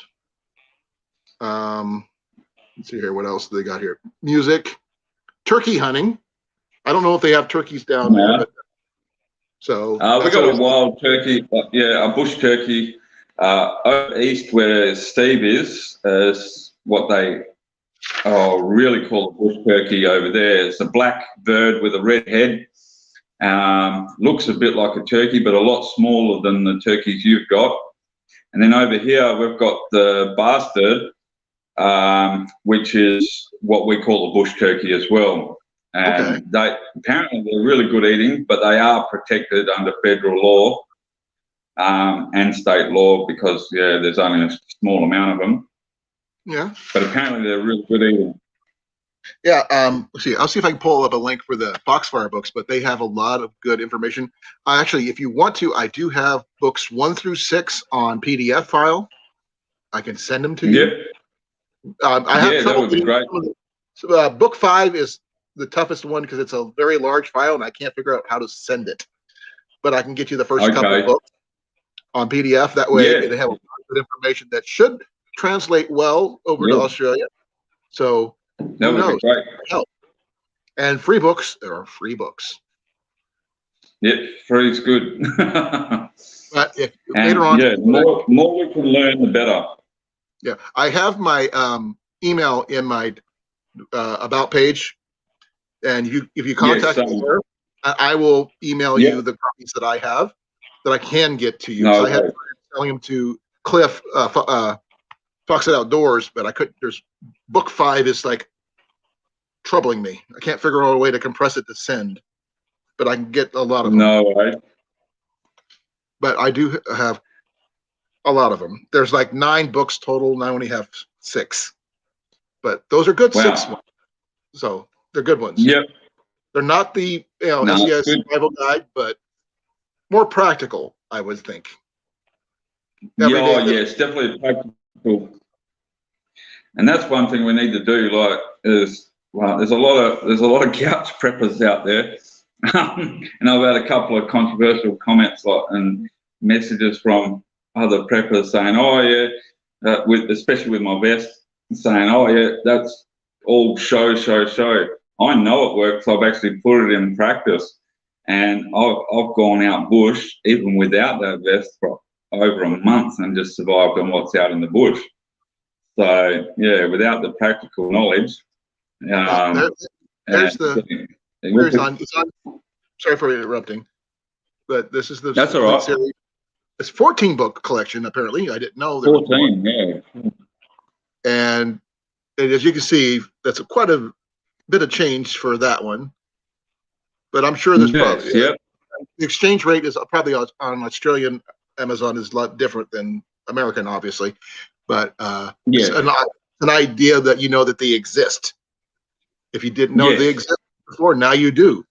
And you can get them in PDF form. You can get them in hardback. I would rather have hardback because power goes out. No books. Yeah. So, I'm the same. I prefer the hardback. One book because then you've got. I'm sorry, I'm trying to remember a book I just got that you might be interested in looking at. We close this out.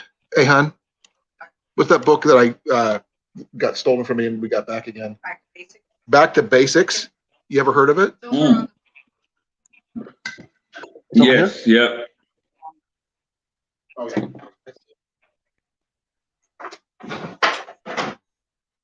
Okay. Here's a really good book. I actually like this one because it's got a little bit of everything. Yes. Yep. Yeah, I haven't got that one yet, but I do need to get. That'll be a good one. Especially with the home setting and everything like that. Yeah, I mean, most of the stuff I mean, this is the second copy I've had. The first one got stolen when my first bug out bag got stolen. Lost a lot of it. They broke into my car. Actually, yeah. But the people who stole it didn't even know what they had. But this is, I'm not sure if you can, let's see if I can get this to show. Please bear with me here. Let me make this a little bigger. See it. I'm on my phone, so the screen's quite small. Oh, that's better. Yeah. You buying, cool. Building on it, harvesting your stuff. That's just basic stuff. Skill and craft. Yep. Yeah, that's good. I mean, yes, it's different because you're in Australia and all, but it's an idea. Yeah. And that's right. I listen to anyone and learn from anyone's techniques and different ways anyway, because you can always take a bit of what they've taught, even though you might not agree with all of it, Right. and use it like together with what you work out for yourself as well. Like, all information is good information, I reckon. Oh, definitely. And it doesn't matter where you are. I mean, this one here actually covers.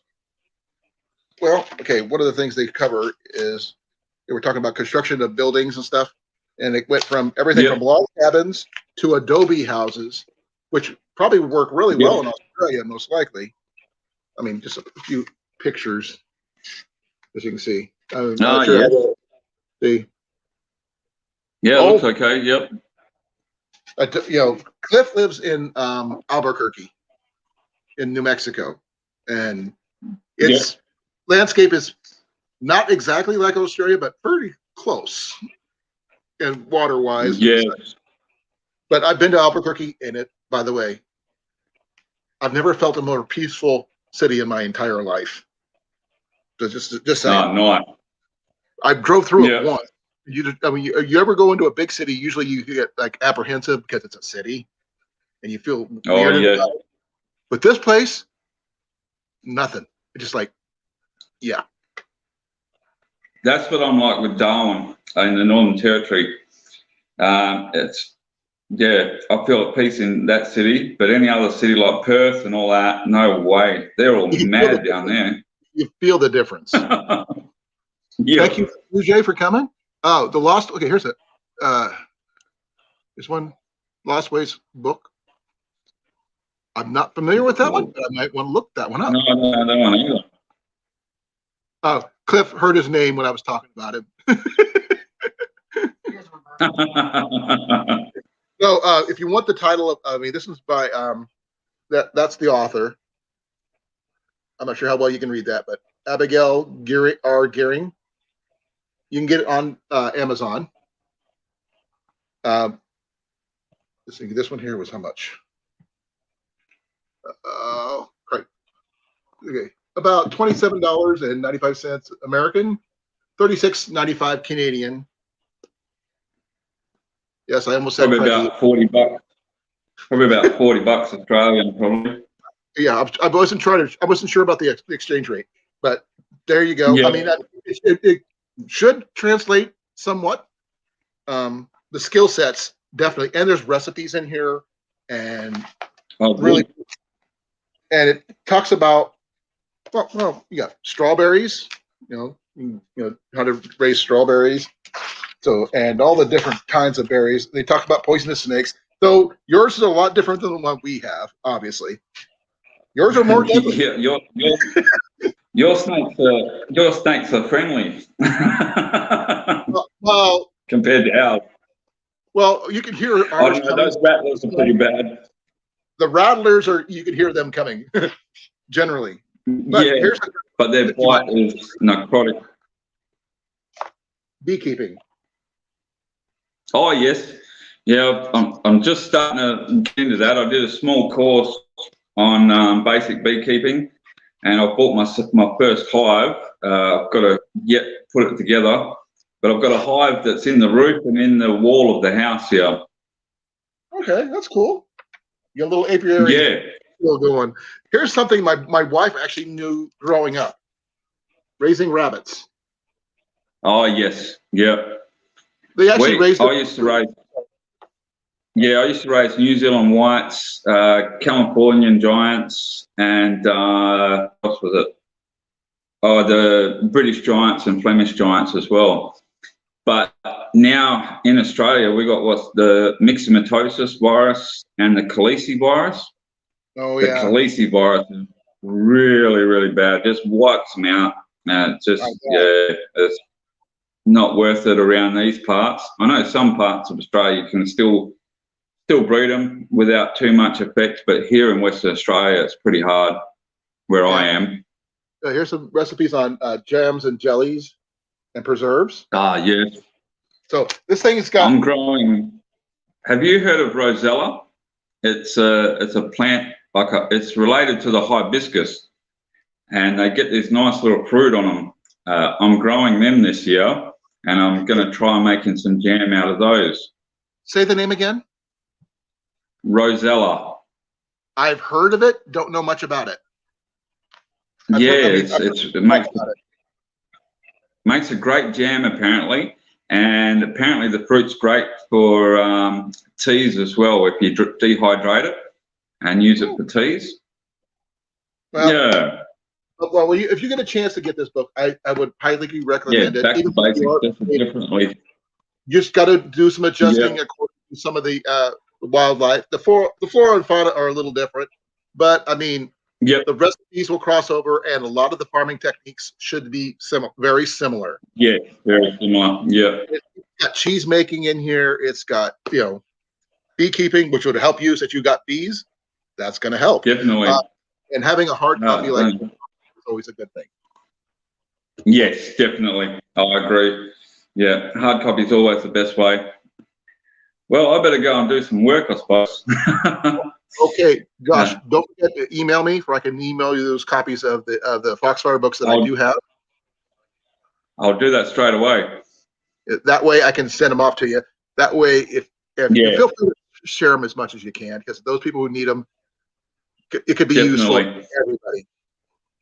That's all I can suggest. So I'll get as many copies. Thanks for having me on, mate. Be well and have a good day. Yep. Thanks. God bless. Be well. That was cool. Josh is very cool. Hey, Blue Jay, how you doing?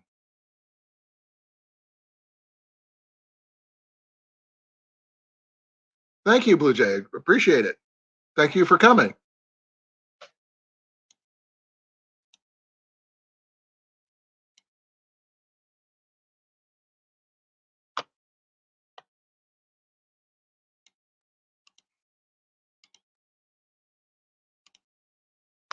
I don't have a lot of people, but that's okay. It's... Hey, Grace, do you have any? Did you have any Foxfire books or anything like that, or even Back to Basics?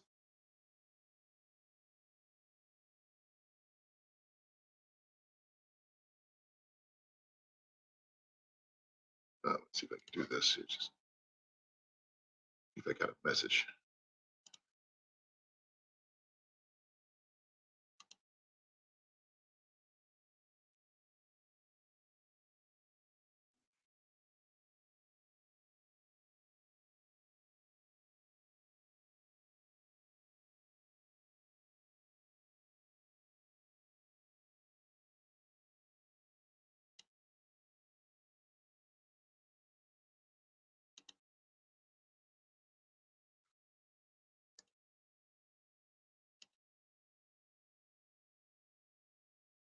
Yes, I do, Harvey. I do have my bag. It's my.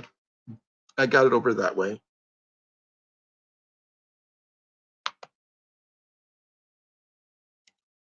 Oh, that's freaking cool, Grace. You have all 14 books? That's way cool. I don't have the SAA survival guide. I've got bits and pieces here and there. I had a few other books. I used to have Les Stroud's book, but I lost that too. And I had my survival manual from the service, but lost that too, way back when. But my Bob is over there.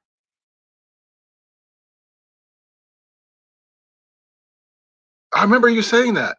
I got first place in the Iowa Games back in 2019 in the mass senior division of the barebow division, which is at 40, 50, and 60 yards.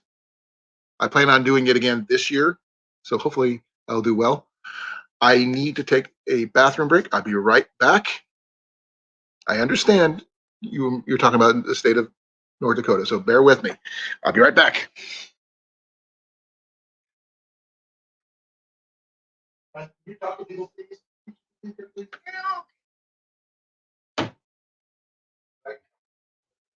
Hi,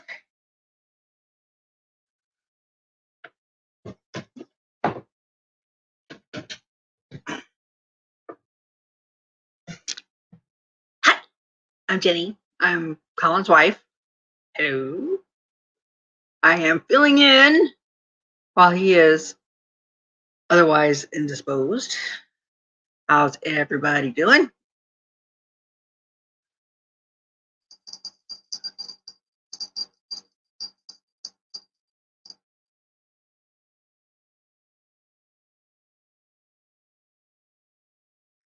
Not doing, I don't do half the stuff he does. So I just go along for the ride. Hi, Grace. A bow out of red juniper. That's pretty cool.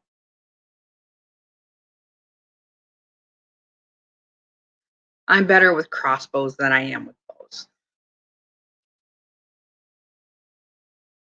What did the plow say to the tractor?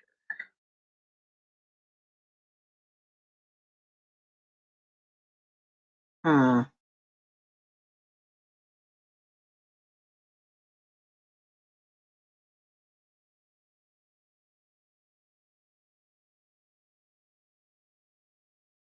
Now I want to know what the plow said to the tractor.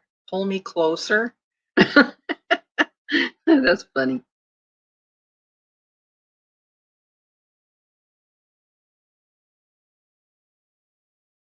Mm.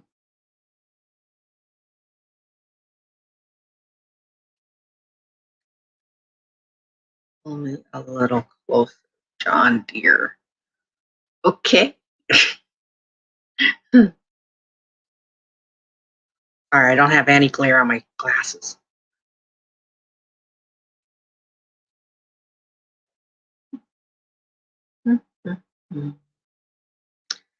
So,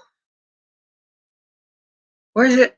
Okay, I don't know half the people that are on here. I know Grace, because she talks to Colin all the time. Blue Jay, where are you from?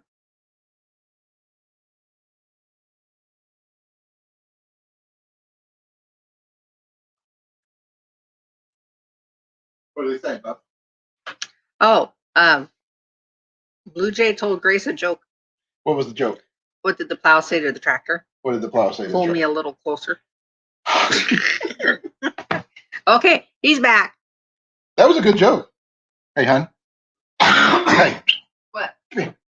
I'll pull you a little closer. Okay. Okay.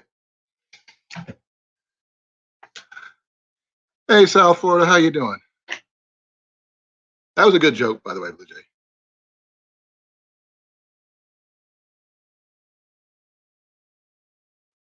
Ooh, that looks pretty cool. Does he have? I've got some plans for a bow plans I can probably send you, Grace, if he wants them. I'm not sure where exactly I have them, but I know I have them. Let me see here. Let me see. Are they on Facebook? I have to take a look. Or it might be on my phone. I don't know.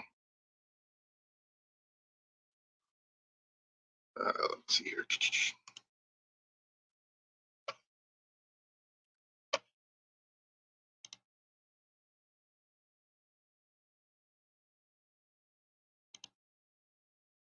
Oh, that's just, yeah, that's just those. That's not it. Not what I'm looking for.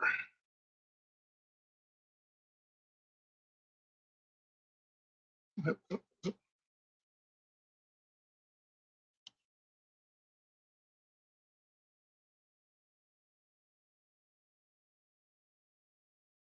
Oh, yeah, okay, here we go.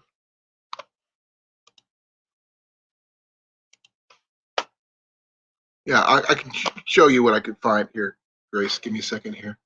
I'll do a share.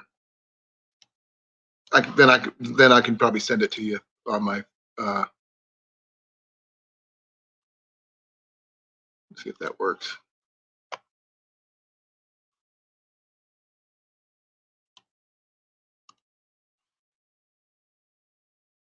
I'm not sure how well you can see that, Grace, but I can. Oh, wrong one. Ah, it's not working.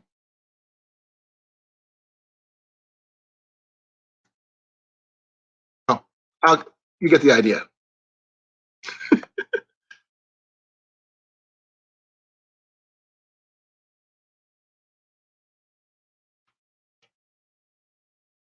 No, I could send you some ones for basic longbows and stuff like that. I've got a few other ones here and there.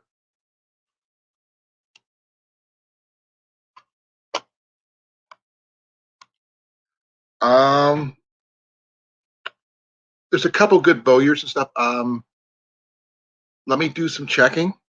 I'm not sure if I know a lot to actually show you how to make a bow, but I will do my best to do some research for you.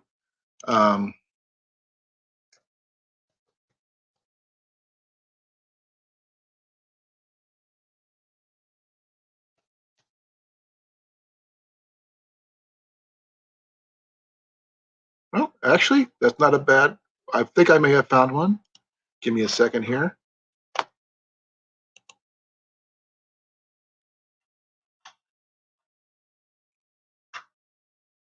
I have one that might work. Give me a second.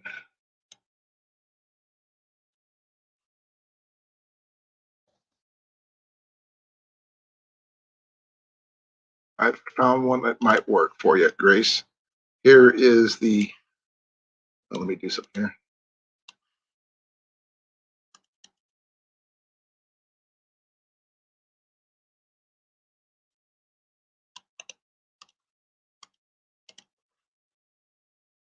See what I think I found one that might work.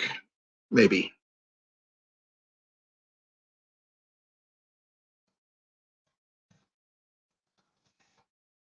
Check out that link right there. That might work. That's cool, Blue Jay. Well, I know quite a few bowyers personally. I need at least 3 or 4. I don't know about the particular wood he's planning on using. Let's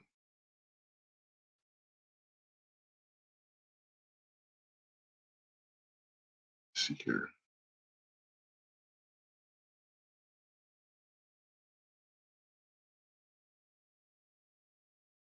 Let me see.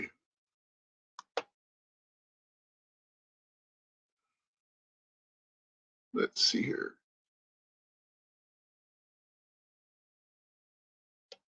I had it maybe on the other.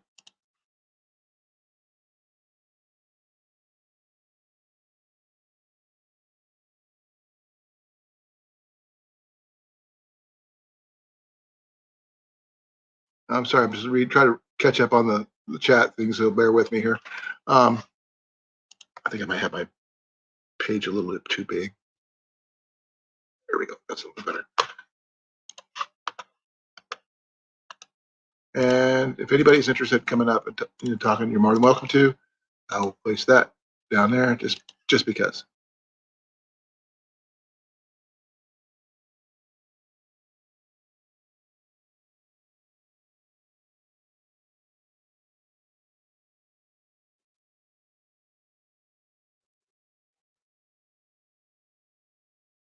No, I mean, I know several.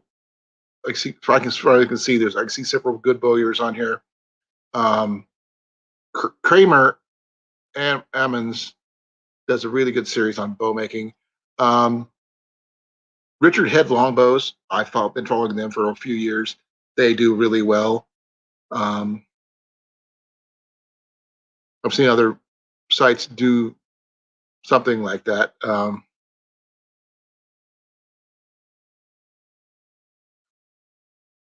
Oh, that's a good idea. I'm gonna have to do some really. Depends on what kind of wood.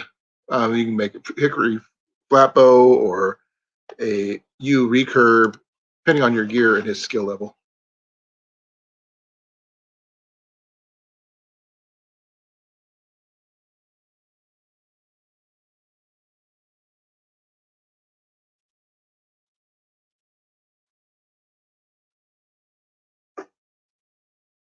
Hey, hon, could you go check on the laundry? I put it through I put it through first spin already. Okay. And thank you for helping me. I really appreciate it. Check, see, he's contacted me yet. Oh, there he is.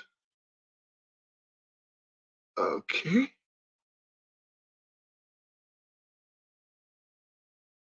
Let's see.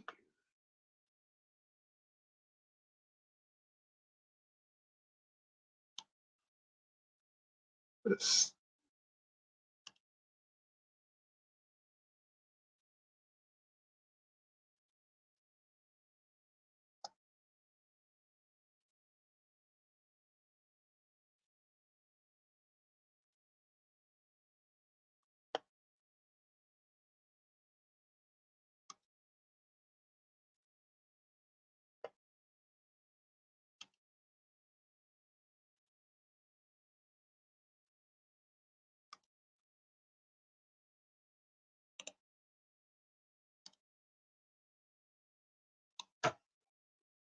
I'm sorry. I'm just trying to send books to Josh. So bear with me, folks.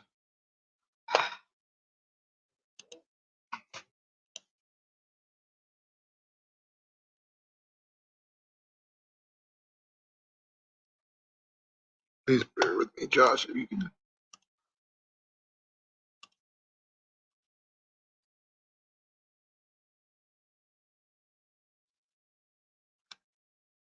He's going to get a lot of emails. Bjorn Andrews channel. No, I have not seen that one. It sounds familiar, though. I might have to do some.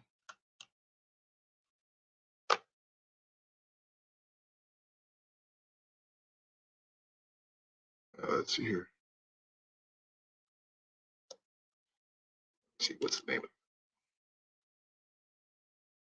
it? Andreas. Okay, let me take a look.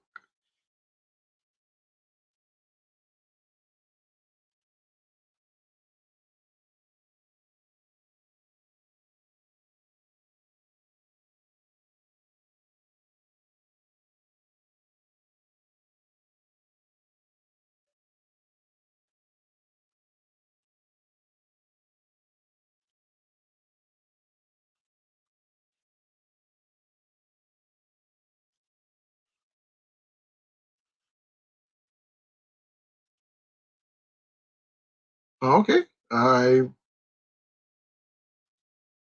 just to subscribe to that, gentlemen. Thank you for the suggestion, Blue Jay.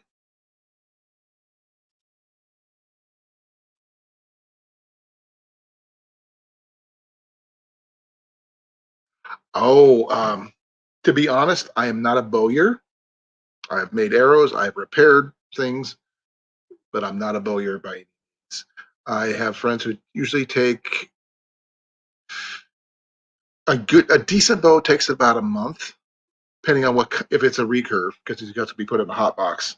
A bow can be made in a day, but it'll be a rough cut long bow. Oh, okay, Grace. Thank you for letting me know. Sorry for that.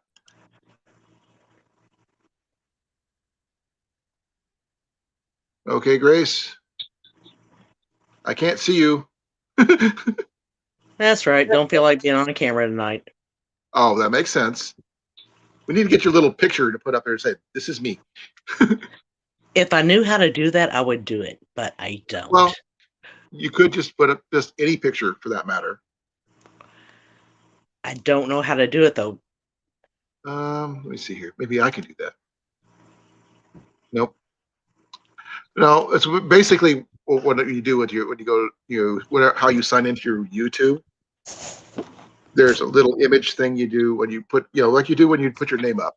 You got your little image. You can use that image. Oh, I think. I had to check it out next.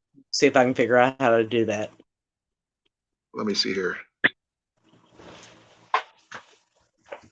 I think it's like an avatar type setup. I guess.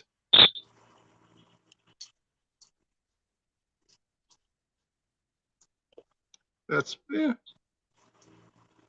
I don't really. I've never gotten. This is the first time I paid for the StreamYard part, so I'm going off of that. Well, and what you have with the paid subscription may not be what I have available as well. So I don't know. Yeah. Well, you're being a gray man, so to speak. Yeah, I'm invisible. Invisible woman. And as you see, I put up there Grace and Michael Martin, my son. He's with me too. So Hey, Michael, nice to meet you. Hello. How was the chocolate? Oh, it was wonderful. It's like I said, it's my favorite part. Did you ever get the plane to fly? What? You ever get the plane to fly? No, he didn't try to get the plane to fly again. That was one of the, usually the toys are they're pretty cool. Like the ones that Cliff got. What, it was a turtle and I don't know, something else, a fish or something. Yeah. But the plane was made out of a lot of paper and, it didn't hold together too well. And like you said, the instructions too were written in every other language. But Right. I saw that. yeah, I think the wings were not affixed correctly. No, Oh, what it not was, even close. the sticker that holds the wing on was so old it lost its tap. Oh, so it wasn't sticky anymore. Okay. But actually, the you're talking about the plane that I showed on the unboxing, the video that we did. There was actually a second egg. Truth be told, I had already opened the box. I knew what was in it. I opened it from the bottom so I could pretend like I was cutting open the top, like it was Oh, brand. In true YouTube style. One of the Kinder eggs was pretty crushed. And actually, Michael hasn't even looked at the toy that came in that one. So maybe it'll be something a little bit better quality. That'd be kind of cool. But- I like the little canisters that they come in. 'Cause Yeah, that the fig- little capsules. yeah, those capsules might be able to be reused for something important. Now, Who now knows? the old capsules that they used to come in were two halves that pulled apart, and then Right. they had like a almost like a Lego kind of like button on it, and Right. like a male and a female part. And you could turn the capsule inside out and stick them together, and it used to make like a little tiny cup, like you Okay. could drink out of like a chalice. Well, It that's was kind pretty of cool when I was like. It was pretty cool when I was like 4. Yeah, because if you watch the video, you saw that when we used to get those for Michael was when I was in the Air Force and I was stationed in Germany, and we lived in a little town called Zimmern. And at the end of our street, which was Kunengasse, we lived at Fünf Kunengasse. Fünf Kunengasse translates to Cow Alley. So we lived at number 5 Cow Alley, and at the end of the street was a little store, and that's where we bought the candies for Michael. okay. And that's been a good 30 years ago. Yeah, I can honestly say I only because I was a single man. I wasn't really allowed to go off post and live off post when I lived there because but they let higher ranks than me do that. But I did travel a lot because I was stationed over in Spangdahlem, which is Yeah. cool. I've been to Spangdahlem. It wasn't. I mean, 1 mile wide and about 3 miles long or whatever. But it was what it was. And I had, fun for the years I was there. And But in case you're wondering, go ahead. just going back to the video that I did of the unboxing of the stuff that Mallory sent me, the birch bark. Right? I really hope that Will, Dammits or Mitz or whatever he wants to call himself, I hope that he gets in touch with me because he mentioned that he was a little jealous that I got all that birch bark, and I want to send him some. But I don't think that he saw my comment where I, told him, get a hold of me and give me your address.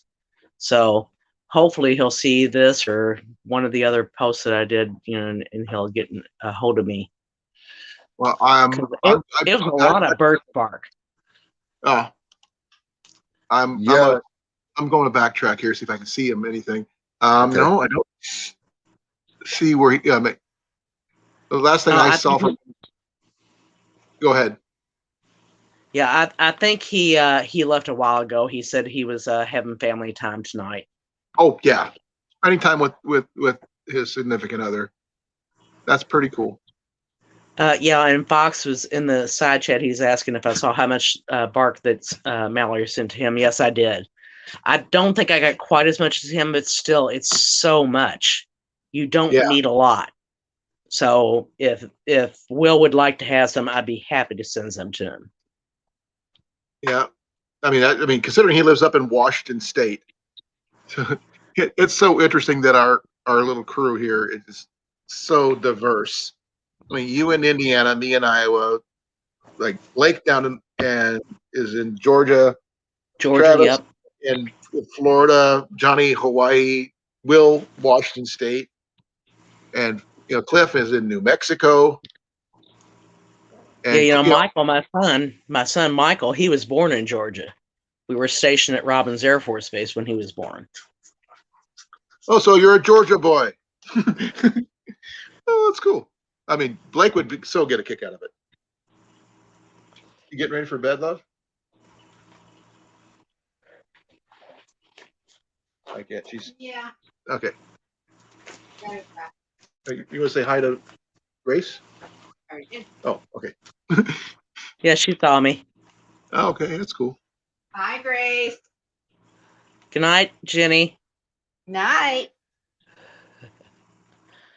Oh, cool. Jordan makes bows. Just to let you know, maybe you can watch his channel. I've actually found his channel here earlier. You were asking about bows. I mean, like I said, I've done the little bows, but I haven't had the time or the space to make full on bows. I've done arrows, but nothing fancy. But I will post a link to his thing there. That way, in case you guys can check it out. There you go. There's Bjorn's thing. That's for what's it called? Bjorn Andreas Bull Hansen. He does a Viking bow. Now, I've got some books on how to do it, but like I said, I just haven't had the time or the space. And here, with the way everything's going, I don't have any way to do it. My landlord he's fine. His son isn't. Let's just leave it at that. But that's cool that you want to make a bow. So, My friend, go ahead. my friend Josh from Keep Dreaming reads. He has a YouTube channel he just started, and we've been camping, doing a lot of primitive camping. And we went out and harvested a juniper tree, and he makes primitive bows with hand tools. And he's the one that's going to be teaching me a little bit about what to do, but I like to get some pointers and read up on it, and figure out what I can figure out with his help. Hopefully I can come up with a decent bow. Okay. There we go. I actually found a site that you might be interested in. Someone actually is made a bow out of a juniper tree before. Interesting. That'd be cool if you could drop a link. If you don't know about, go ahead. If you don't know about juniper, it pretty much looks like a cedar. Okay. It has that like, purple red, core to it. Yeah. Okay. I've seen them. I didn't know that's what they were called. I know the trees by sight, but I didn't know what they were called. So I'm looking at pictures of junipers. I go, so that's what they're called. I just thought they were a variation of pine, which they are technically. So that's cool to know. I've got way too many windows open right now. I've got like 12 different ones, including Wiggies from Australia, which I haven't looked at yet. I've been wanting to. Yeah, And Wiggies, that was the sleeping bag. Oh, Was Wiggy's the sleeping bag Yes, that yes. Harvey White used? sorry. Oh man. So Just playing with screens. I'm low on Pepsi, so bear with me, folks. My boy got into my stash. Oh no. Yeah. I woke up this morning and he took my last one. Oh no. Yeah. See, I'm not sure if I should get mad at him for taking the last one or get, proud because I'm the one that got him hooked on Pepsi in the first place. Yeah, it's my fault, technically. But it is what it is. But I will Yeah, give I you don't any think- information I can if you need help, Michael. I'll do the best I can. But I'm better That'd be at great. researching you to the right people who know their job better than me. Yeah. But I've got some bows that, Michael, you would probably love to see. I've got a U recurve, deer sinew backed, 65-pound draw, beautiful bow.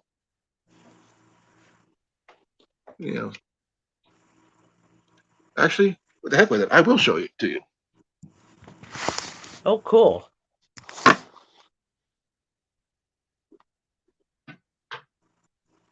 I hate those memes I see on Facebook. Would you slap your best friend for $1 million? Oh. Okay.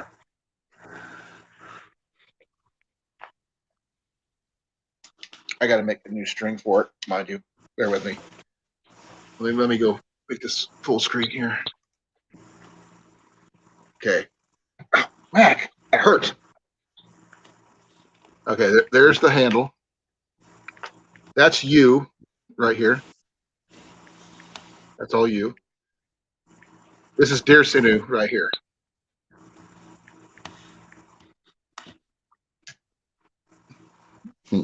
So I'm trying to show the tips and stuff because it's hard to do because it's so small.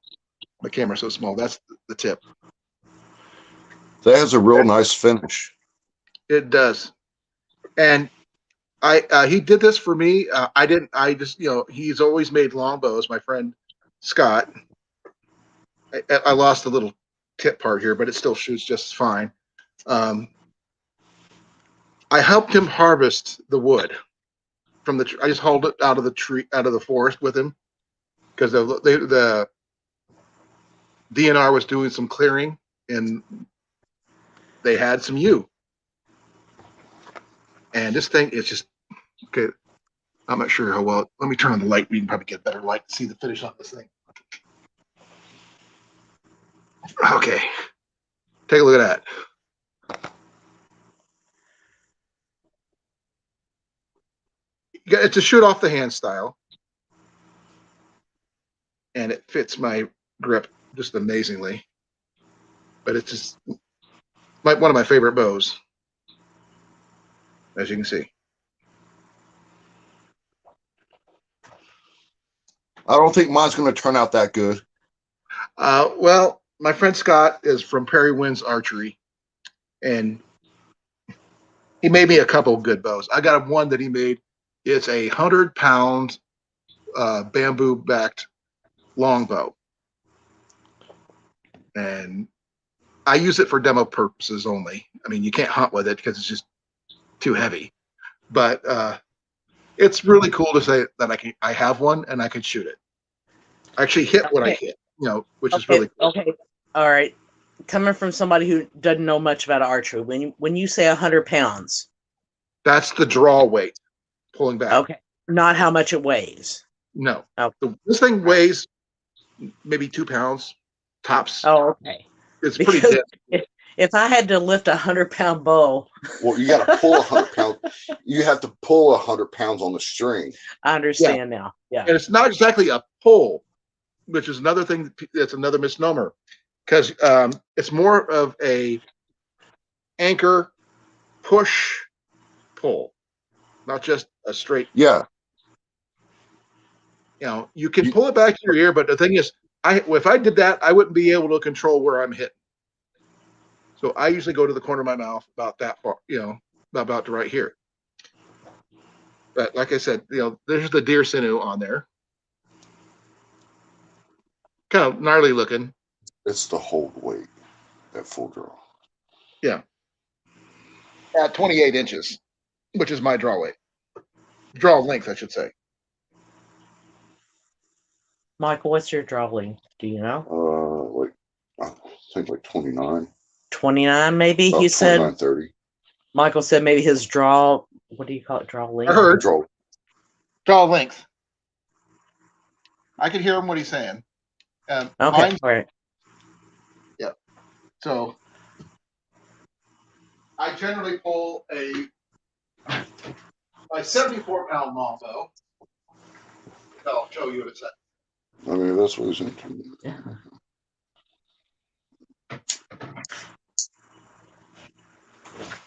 Wait till you see this one, Michael. This is my Black Widow longbow.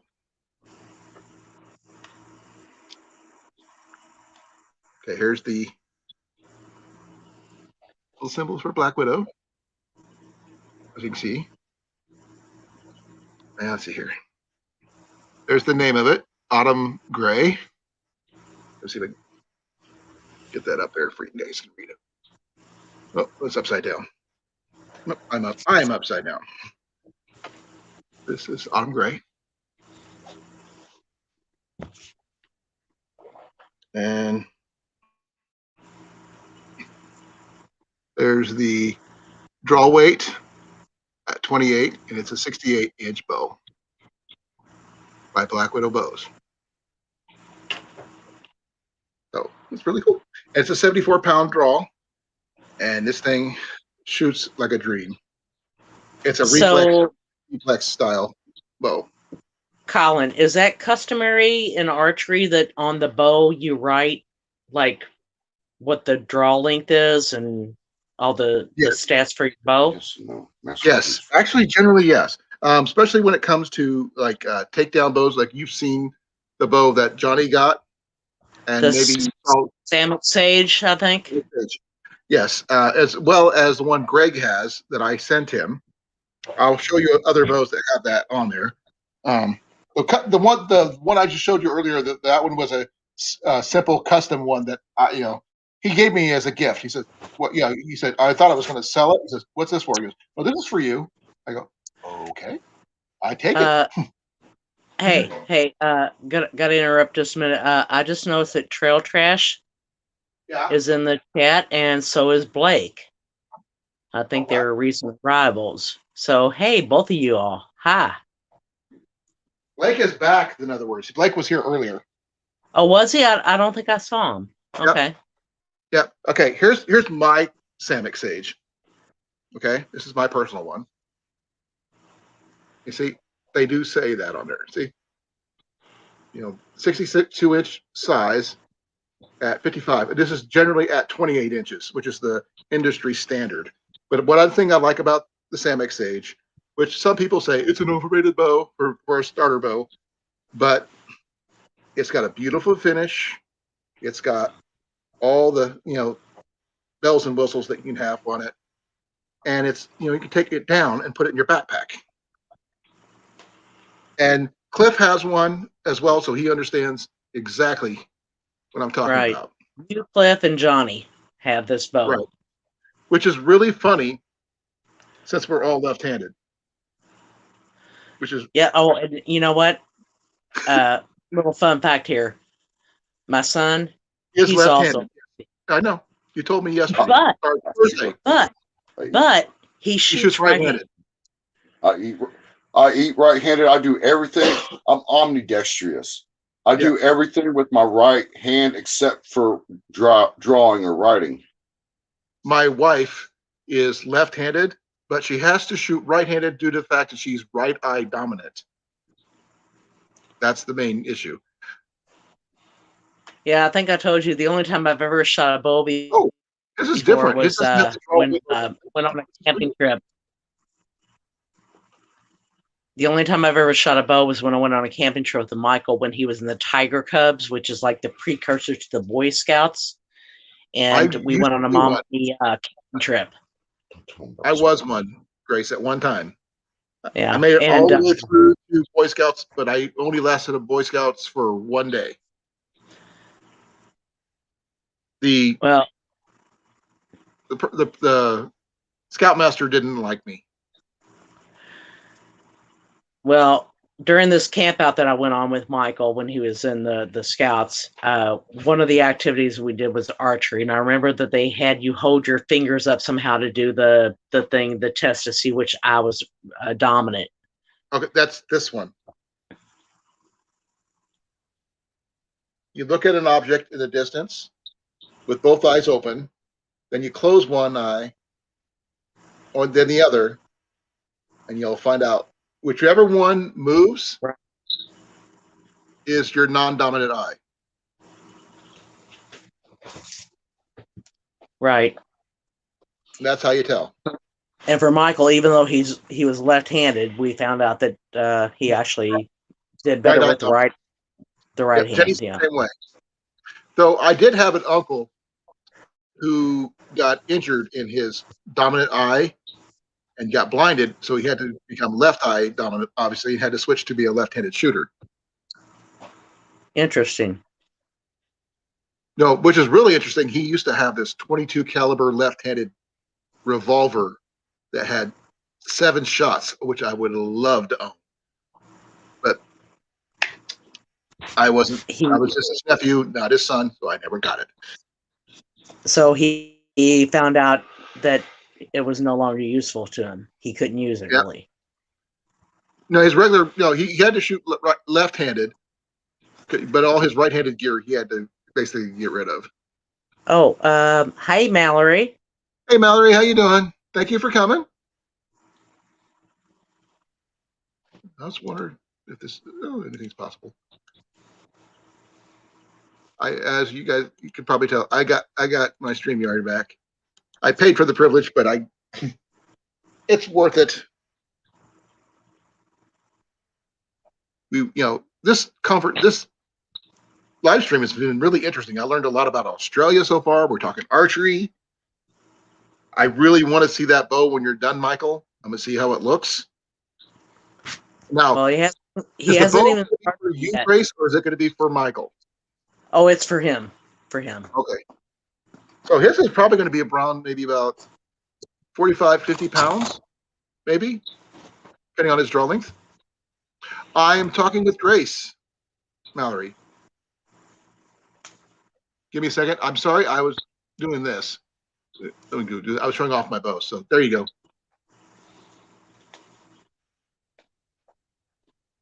I was showing off some bows. That's the reason why I was doing that. Because Michael is going to be making a bow. Now, Michael, if you could do a video about you making that bow, I'd be greatly interested in that. Because a juniper tree is kind of gnarly. I'd like to see how that's done. Unless you're doing a takedown version, which would be really interesting. Something like this. Hey, Mallory. It's the tree I harvested was about 40 feet tall. It was about 5 inches at the base, and it was super straight. There are some knots in it that you got to work around, and from what I've seen is you have to just be careful. You don't really carve them all the way out, the knots, because those are weak spots. So you leave a little bit of more beef on it. And Okay. like I said, my friend Josh that makes the bows, he does it more of a primitive style bow. It's less finished, but functional.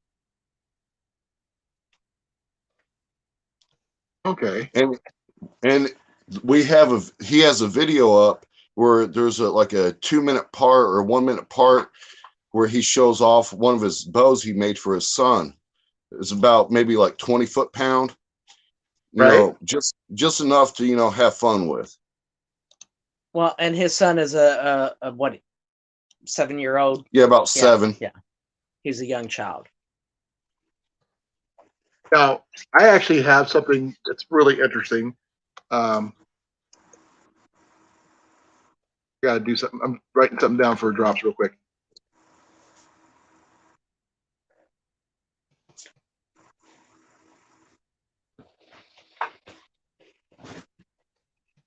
Okay, drop his grip strength is usually 175 pounds or more. Mhm. What is grip strength? Grip strength doesn't have anything to do with it. I never had anything to do with grip strength. I mean, even when I had my carpal tunnel surgery, I was still able to shoot. Was I was supposed to? No, but I still shot. But you did anyway. Yeah, I actually have scars right here for when I was, I had my carpal tunnel surgery.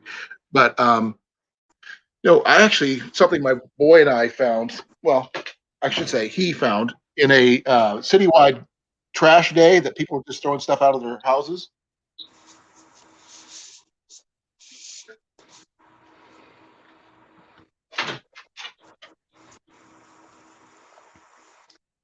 Now, you guys going to get a kick out of this. Drop said he just added the 175 pound grip strength just in case. I wasn't sure because I know absolutely nothing about archery stuff. Okay, this one here is a. Oh, here I've got to go bigger on solo on this one here. Bear with me here. This is a Little Bear glass powered bow from Fred Bear Archery, and it's got. Let's see which way is that? That's that up right? Yeah. The 40-inch bow, 20 pounds at 24 inches.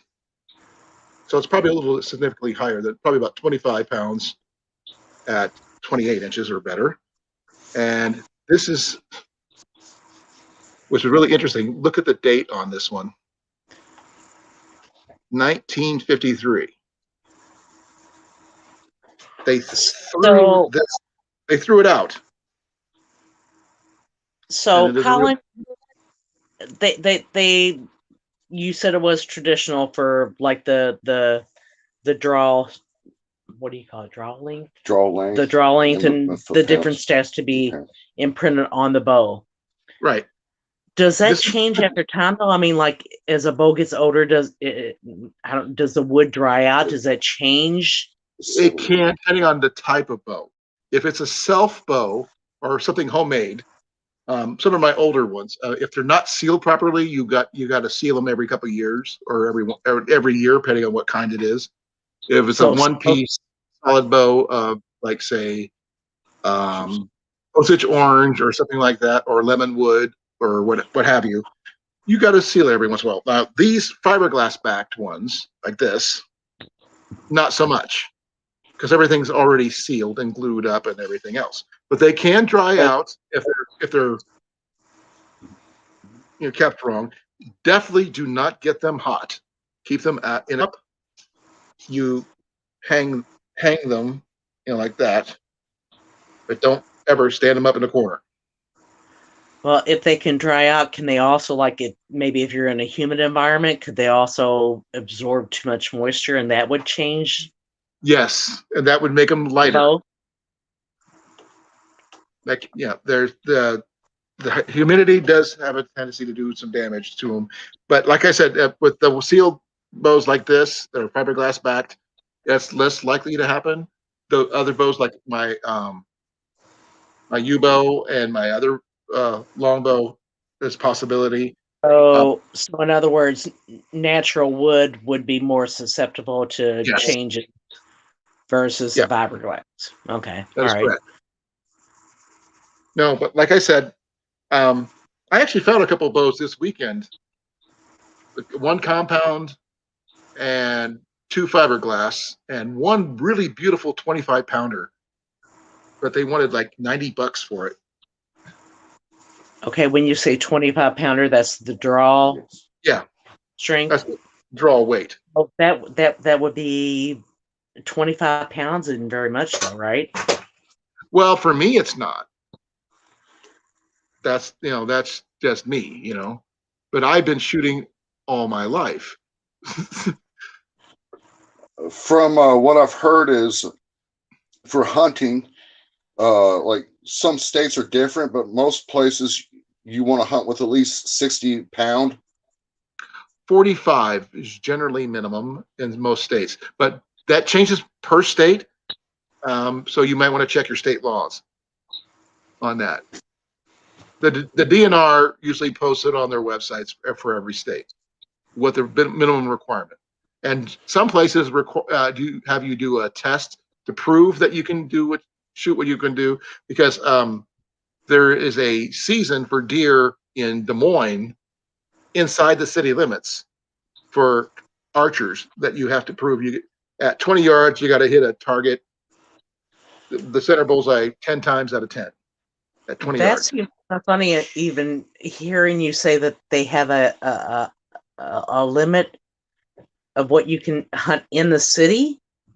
Yep, because the deer population exploded for a while back, and they had to thin out the deer population inside the city limits. Wow! And it's because around here, Des Moines, mostly the bigger parks, and in certain areas. It's not just everywhere in Des Moines. And, okay, because around here you can't hunt in the city limits. It's just not allowed. So there's been a loophole that people have been using for hunting with bows. They have high-powered pellet guns, air guns that shoot arrows, and you can use those during crossbow season or bow season, because it's not a firearm, but you have the sights and everything. It's just like shooting a gun, pretty much. Yeah. Zach Fowler has one. I think that Tyler Woods has one. I think even Blake, I believe, has one. If I remember, if Blake is still here. You said he came back, so I'm assuming he mentions having one. Well, we'll find out. If he's in here, he'll pop up. But myself, I don't have a air rifle, but my son does have a 22 caliber air rifle that he could use for rabbits and small game. I'm an avid, I guess, air gunner. I have a few guns myself. I do a lot of shooting, and I found, with air guns, there's high-powered air guns that could drop a deer. Right. And you can like the Dragon Fire, I think. Yeah. Well, there's a couple out there. Not only are they pneumatic and just air, they also have built-in silencers. Right. Because it's not a firearm. Okay, I'm trying to do something to show, because Drops, did you ever get the link I've been trying to post? Because it's too big for the stupid channel. Dang it. It's determining your draw length.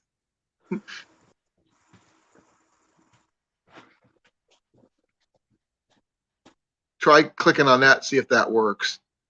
That way you can figure it out. You measure your arms from side to side, from tip to tip. Let's see. It's your height in inches minus 15, then divided by 2, and that'll be your draw length, or at least a very good starting point. Okay. Hey, just want to say hi to Mark. Hey, Mark's here? Cool. Yeah.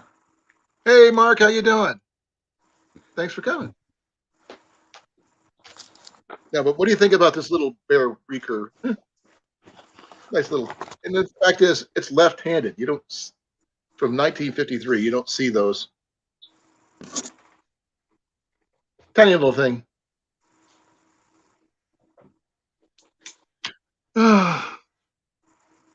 Okay, you got it?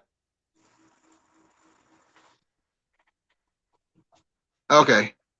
There's the draw length calculator. You can figure it out. But basically, like I said, it's the your height in inches minus 15, then divided by 2 will be your draw length. So that's I'm just curious. Mine is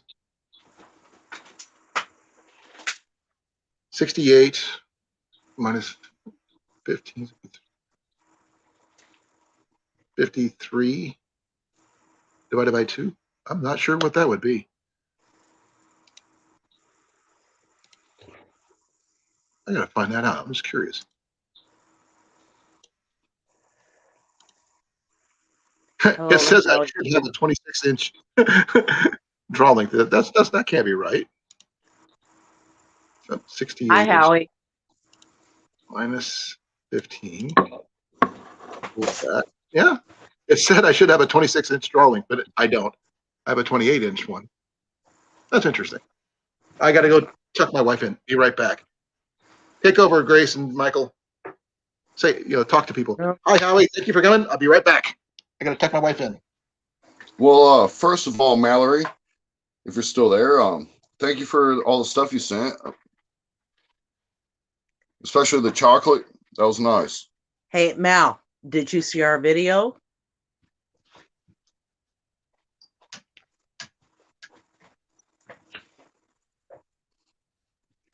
We did an unboxing video.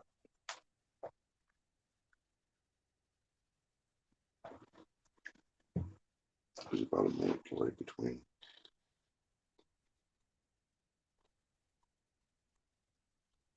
Yeah, I got a lot of cool stuff from Mallory up in Quebec, and had the syrup this morning with some French toast. It was really nice. Thank you, Mal. Bunch of birch bark, some chaga. What else? The Kinder Eggs, which I gave to Michael. The Coffee Crisp, which I shared with Michael. I still have A picture. 1 bar left. Oh, and a picture from one of your daughters, Mallory. The fruit. Pictures of fruit. And what else do we get? The poutine mix, which we are waiting for Michael's girlfriend to make some cheese curds so we can try that and try to keep it as authentic as possible. What else? We got a box. Okay. The Sorry. box was from Mallory. Yeah. I know. I'm back. What happened? Oh, okay. Good luck on your appointment, Mark. See if anybody else wants to come up too. So it'd be kind of cool. Since I can now host up to 10 people.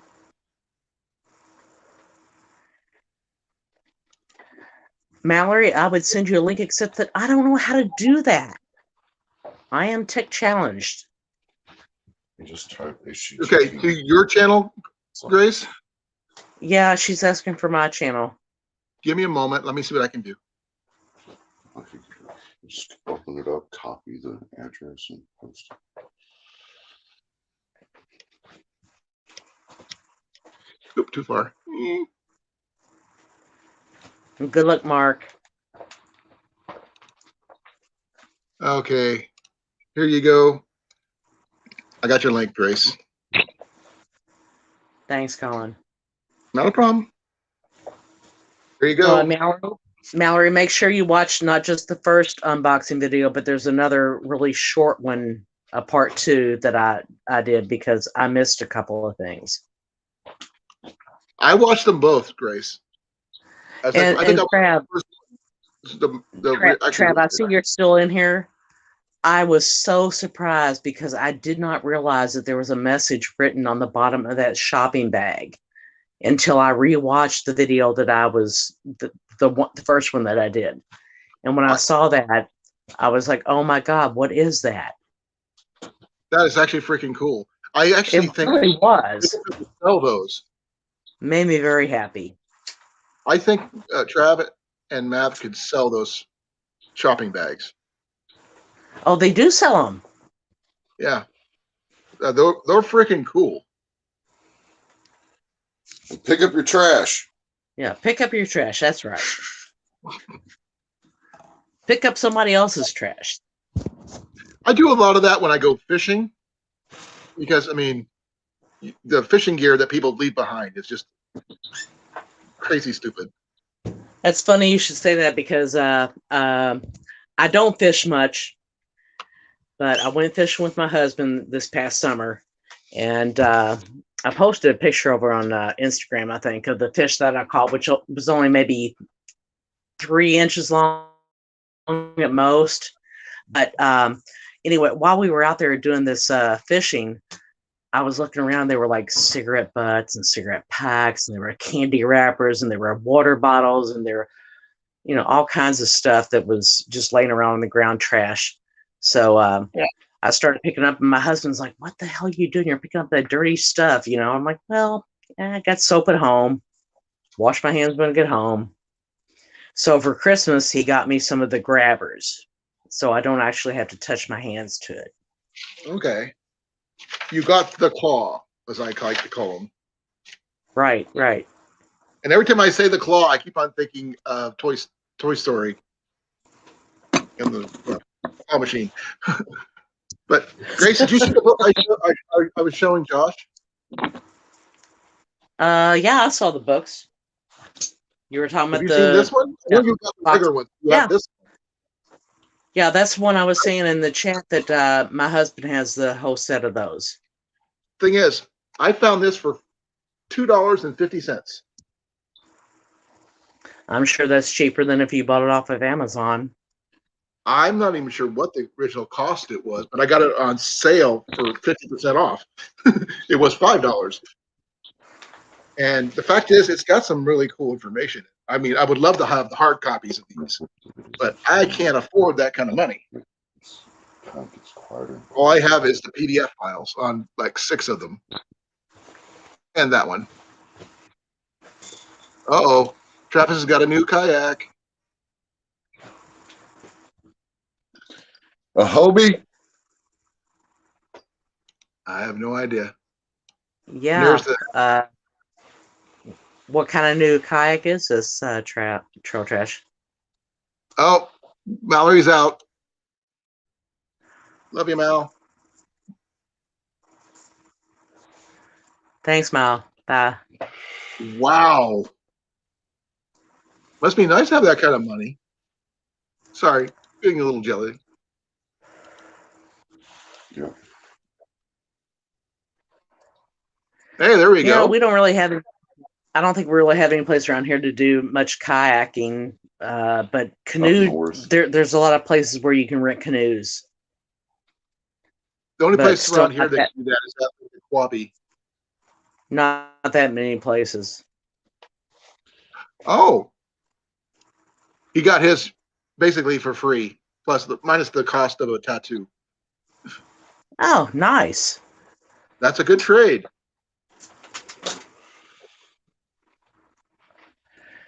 So, Trav, is this a step up from your old kayak?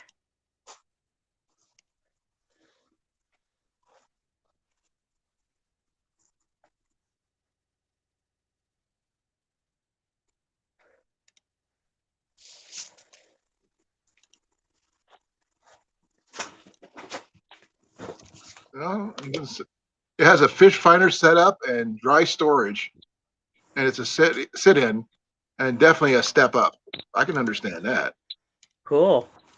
I mean, I understand people like it might actually be a Hobie, is what Cliff says. Personally, I'd rather have a canoe over a kayak. My fat butt doesn't feel comfortable in something that could tip over that easily. Never been in a kayak myself. I have been in a canoe, years ago. It was before Michael was born. When we were stationed up in New York, we used to go out on a canoe on Lake Champlain up in New York. I did a little bit of canoeing. I did the Chain of Lakes in Indiana by South Bend. I've heard of them. Never been. I did about 11 miles in 2 days. Wow, that's pretty good.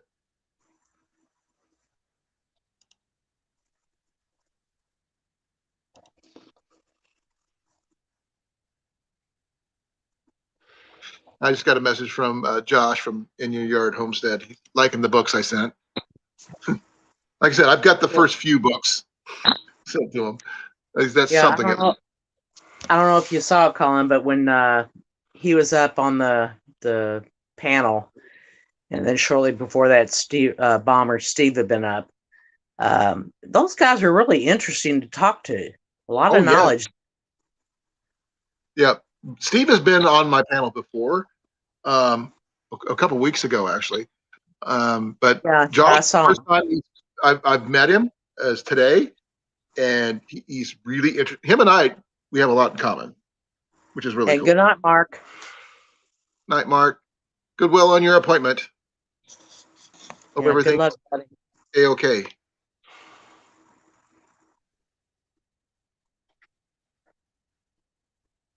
I can do about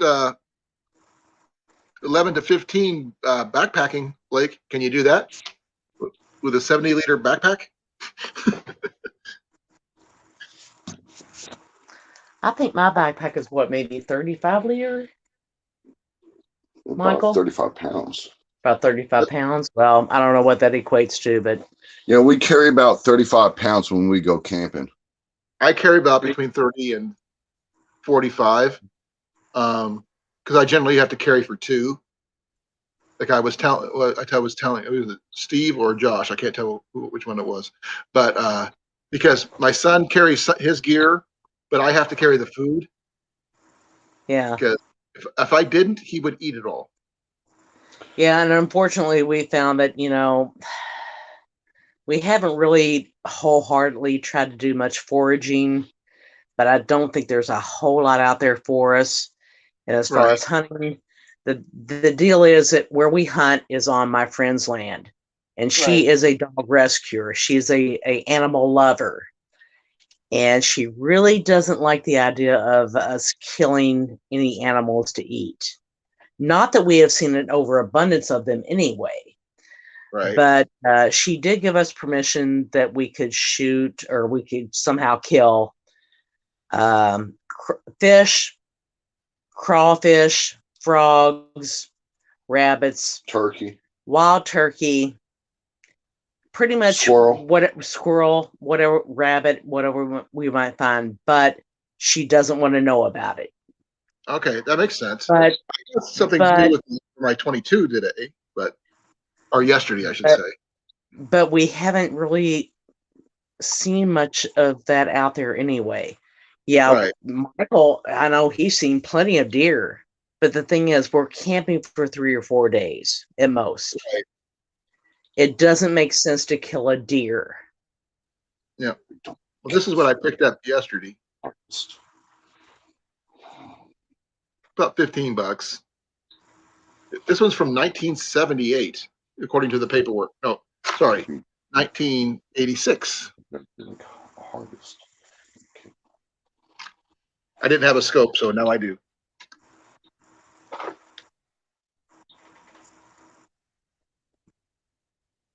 Okay, they're talking about kayaks and stuff there. I don't know anything about them, but I just know my butt doesn't fit in them. Maybe because I don't swim well. I don't know. Yeah, where we camp, we really only have a small creek, so there is no chance of kayaking or canoeing, either one.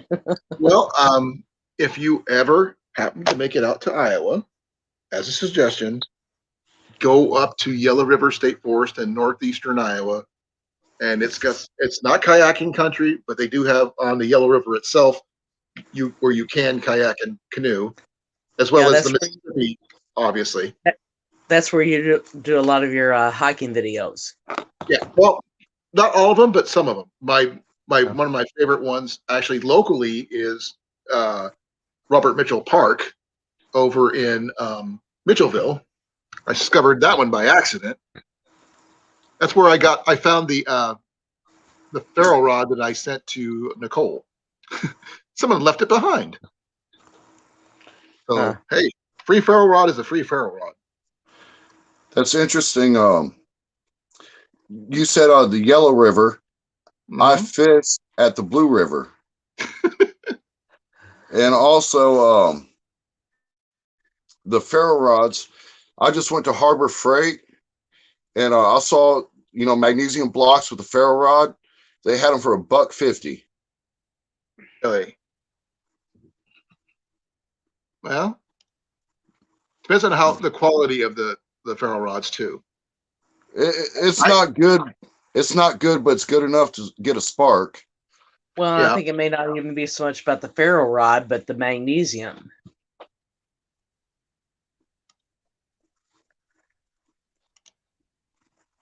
Let's see here.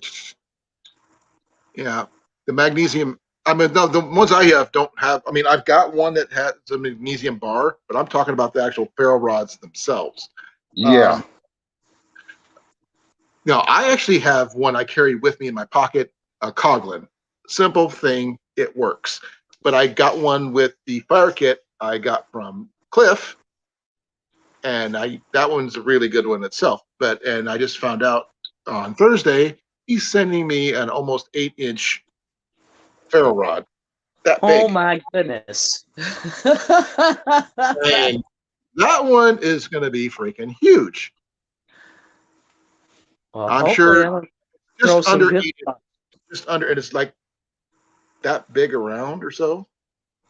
It's like he can I tell you think exactly.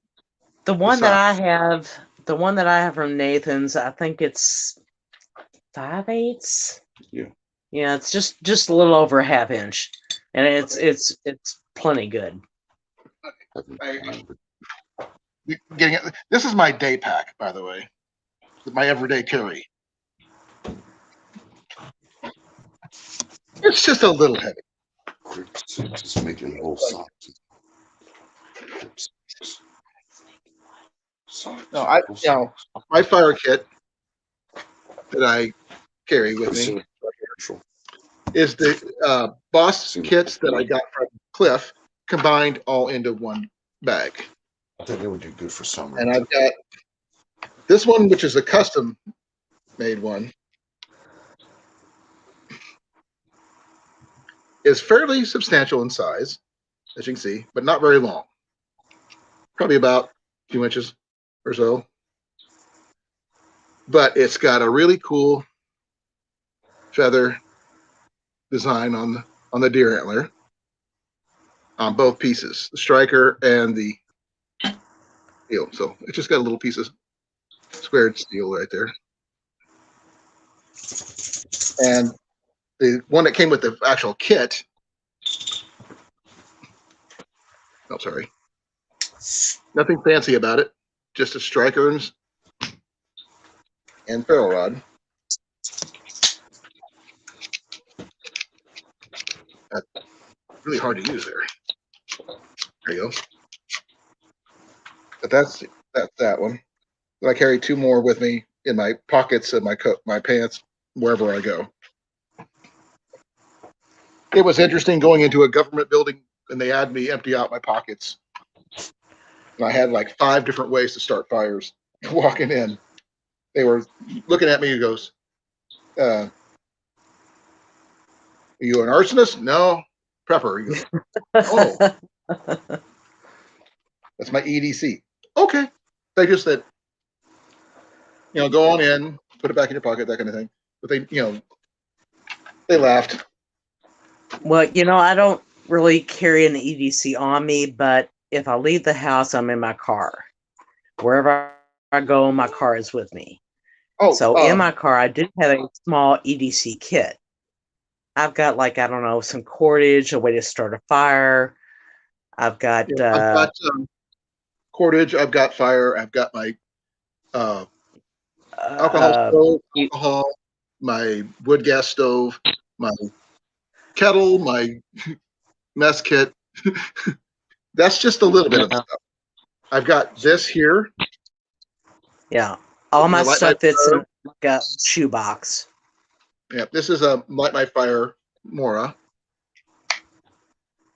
So it's got the built-in little mini ferro rod, which is kind of nice. The fact that it locks in and it's really cool onto itself. But it's something, it's for $30, that was well worth it. And it's bright enough green, you won't miss it if you drop it. Not my best knives, but it's pretty cool.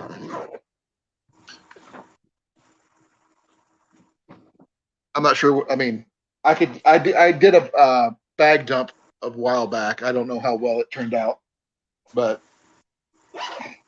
I've got so much stuff in my bag. It's ridiculous. But most of this stuff is all secondhand. I found it secondhand, like that. $7, as is. Yeah, you really seem to be pretty good at finding the good bargains. Yeah, this is an MSR kit, which is really funny. I opened it up and it came with an MSR little mini kettle. But then I added a few extra things to it, like a little alcohol stove and a nice MSR gripper for my pots, my skillet and stuff. Okay, hey, Colin. Yeah. Gotta go put the dog out to potty. Michael Okay. will take over. Okay, that's cool. Jenny took over for me, so I know how it goes. Your name's already in the description anyway. Let's see here. I gotta go way back up to the top here before I can get that out of there. Oop, oop. There we go.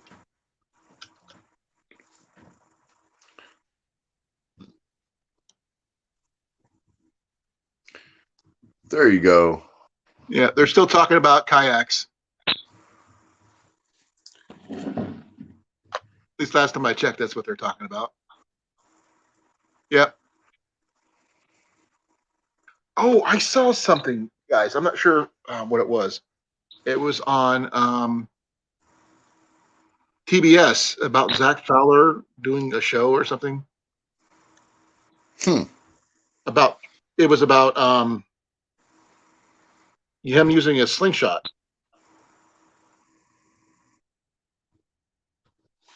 Oh, let's see if I can find that real quick because it's actually kind of.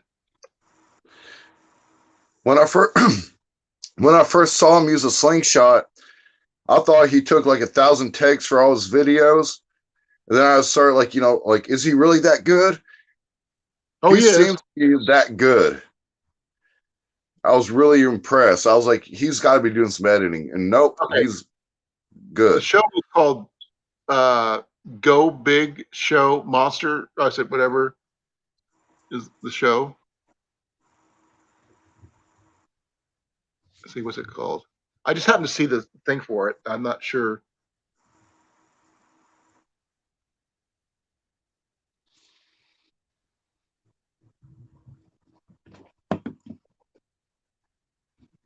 Yep, he was on a show called the Go Big Show.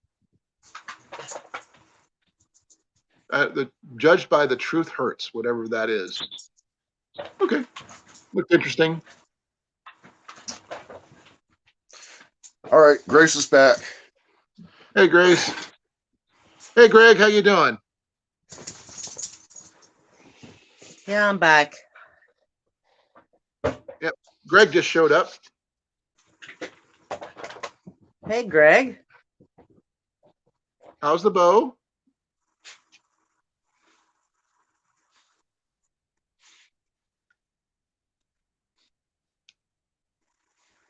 I don't know what to tell you, Drop. They like their cars. They like their cars. I can't use a slingshot to save my life.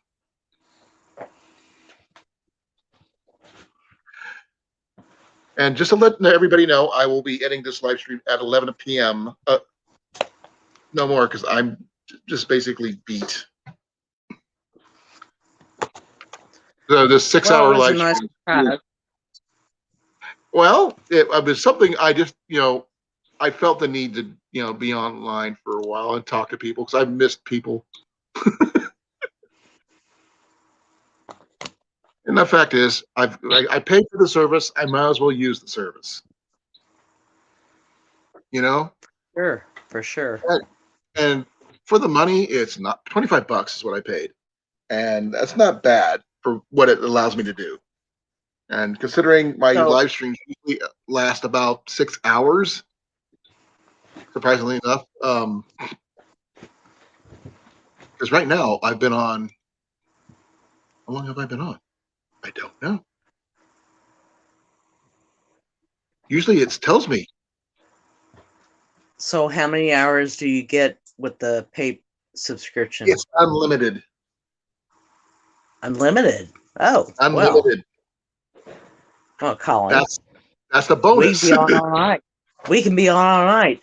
I can go 24 hours if I wanted to, but I will not do so because I need to sleep. And no one wants to see me sleeping.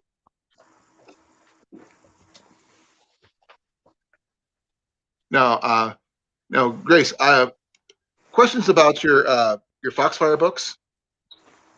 Do you guys look at them regularly, or you just have them on your shelf? No. I knew that we had I wasn't sure if we had a full set or not. My son Okay. is one who told me that yes, we do have a full set. But they're my husband's, and no, I honestly haven't looked at them. Probably should. Okay. No, because they got some really good information. I mean, some stuff I have no care, don't really care about because I do not make alcohol. That's part of it. But Yeah, sure. the one There's going to be certain things that you find that just don't apply to your situation, but Right. it doesn't hurt to know. No, the one I have actually has something on water dowsing, which is really interesting. That's, I mean, you don't see people do that much anymore, but they do. No, Hear about it, you don't see it. I'm a skeptic. I've I seen can't things. help it. I am. I've seen people use them, and the fact is, they point out water where people say there's supposed to be water without someone being told. Because I actually seen a person douse for water, say there's water in this location, then a professional company comes in and does it with their survey thing, whatever they do, and they point out the exact same location that the dowser had already pointed out. Well, I'm just not sure that there aren't plenty of deals also out there that show. They're just doing their thing, and okay, it's something to consider. Consider yes, but rely on maybe not so much. Well, But my opinion. well, I would like to see it again in person because it's just something weird. I've seen them done with coat hangers, bent a certain way. I've seen them with wooden sticks or the wide stick thing. How it works, why it works, don't know. The fact is that they're still putting out water anyway. Is freaking cool. Hey Yankee, how you doing? Hello, Yankee. Hello. Thanks for coming. I don't like that one. I like that one better.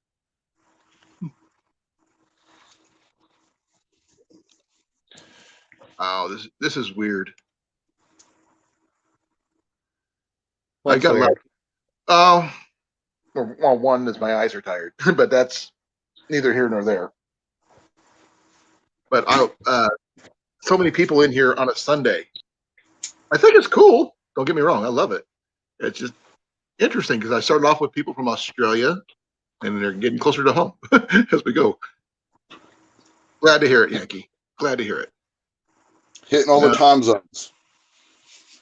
Pretty much. I mean, we don't have Johnny. That's the only issue, but Johnny's probably at work. Yeah, and he was probably. on anyway. Because I think Yankees in California, Cliff's in New Mexico. Greg is in your area, I think. Grace, I mean, I think he's in that area. Greg? Greg's here, Geo Bushcraft and Outdoors. I don't know. Where is he from? I'm in Indiana. Give me a second here. I'll do a quick gander because I actually got his email back a while back.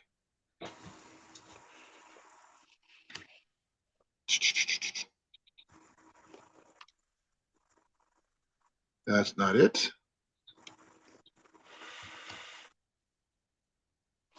That's not it. That's cool though, but not it.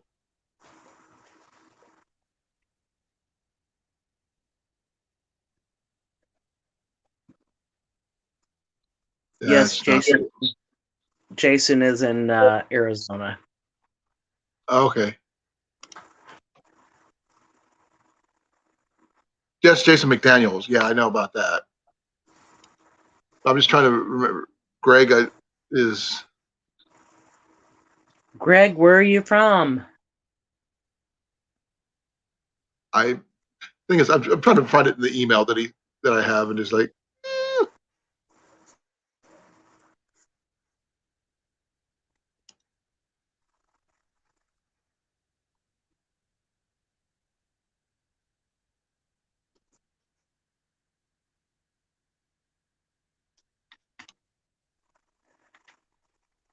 oh, he's from Pennsylvania. Oh, Pennsylvania. Well, it's not too far from me. No, That's where my husband is from. well, I said not too far from you. That's what I said. But yeah, I'm looking at his address. Yeah. I'm just going to use Pennsylvania. So that's cool. I'm just trying to remember everybody's. Yeah, and then we got Travis is from Florida, obviously, and Blake is from Georgia. So we got most of the time zones, and I'm Central. So we got the coast to coast covered. We just don't have Johnny, who's in the Hawaiian time. Yeah, sometimes I forget that you're Central Time, and I'll be looking for your live stream on Thursday at 8 a.m. or at 8 p.m. our time. But you notice I do say 8 p.m. Central when I Yeah, post but it kind of goes over my head, maybe. Well, we're in our own time zone, Cliff. What do you expect? But we're doing our best. We still communicate. We still interact. Hey, Yankee. Hi. I'm gonna repost this just in case anybody's interested. This is the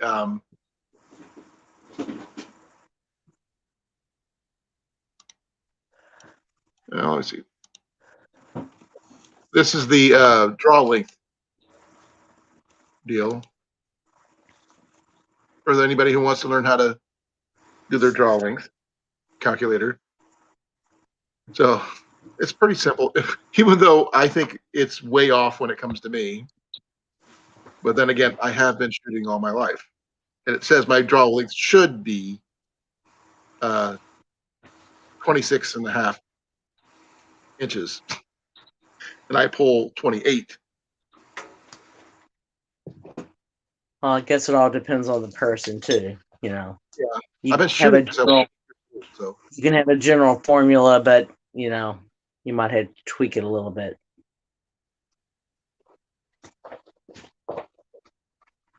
So that's cool. Cliff, everyone is so far from you. Yes, they are.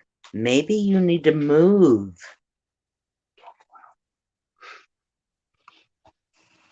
Well, the thing is, his growing season's a lot better than ours.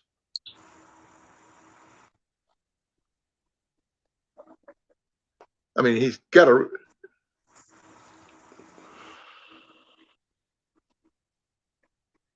Well, we could do some research and find out if there's anybody else who could like become part of our group here that you can probably go hang over.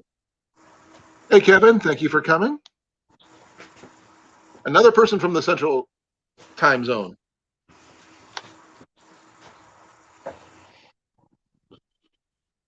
This thing has got some really cool deals in here.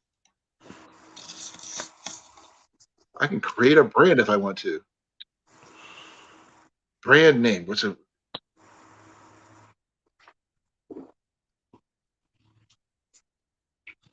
I'm just curious what it does.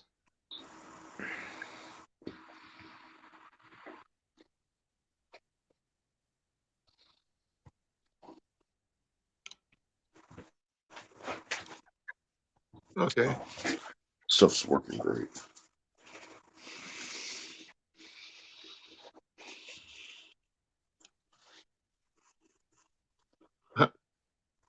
That'd be funny. I'm not sure if it would work, but I'm going to try it. That is so wrong. There we go. Open up another. Hey, Grace, check that out.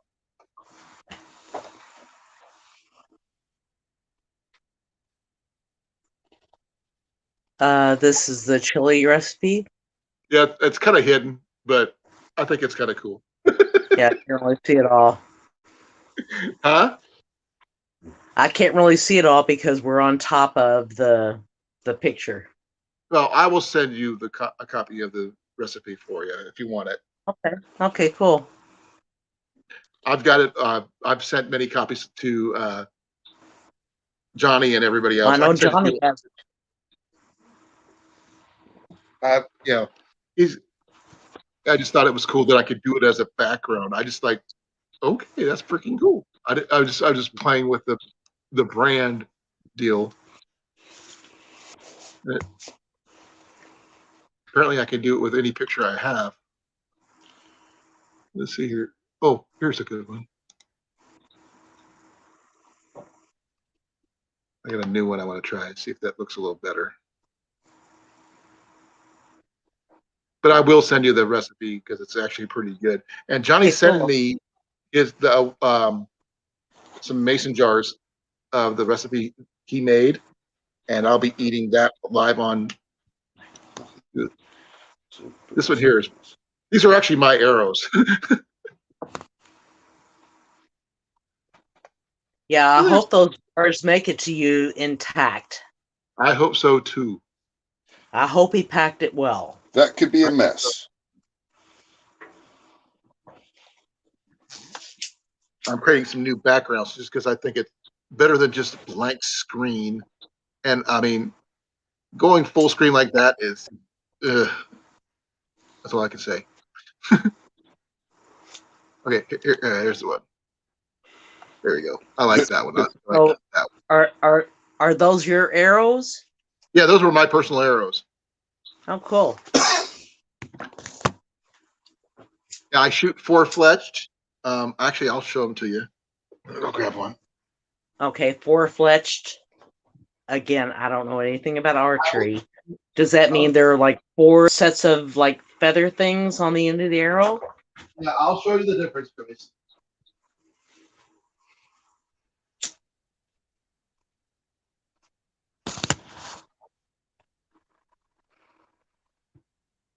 Okay. The standard most people see when they talk about arrows, they see something like this. 3 feathers. Let's see if I can get it to show a little bit. You can see 3 feathers. See? 1, 2, 3. Can you make that bigger? Yeah, give me a second.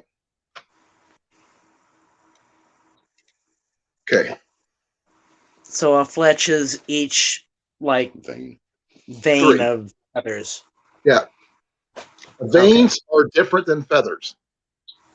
Veins are plastic or a solid material all the way through. Feathers are okay. feathers. As you can see, there's 3 of those. Mine, give me a second here, are 4-fletched.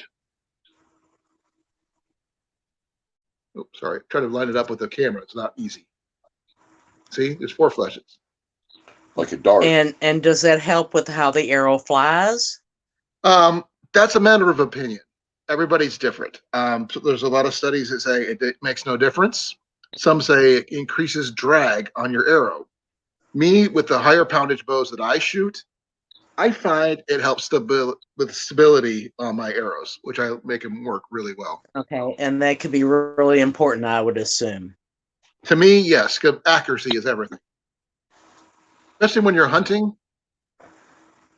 Okay, and you said the No, vein, Kevin, I'm not making my own arrows at the moment. No, but and, go ahead, and you please. said you said veins are not feathers.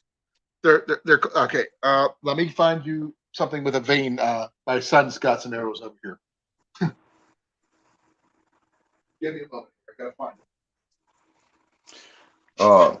It's the same thing with as far as accuracy, with air gun hunting, because you're only dealing with 16 foot-pounds of energy, 20 foot-pounds of energy.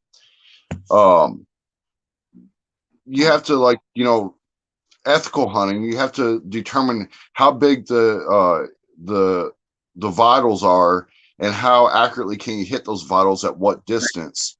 Okay, these are veins. See how they're solid plastic?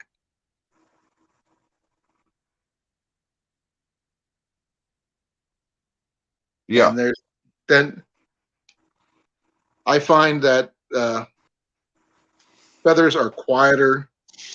They do more stability because you can see in the side by comparison the length involved.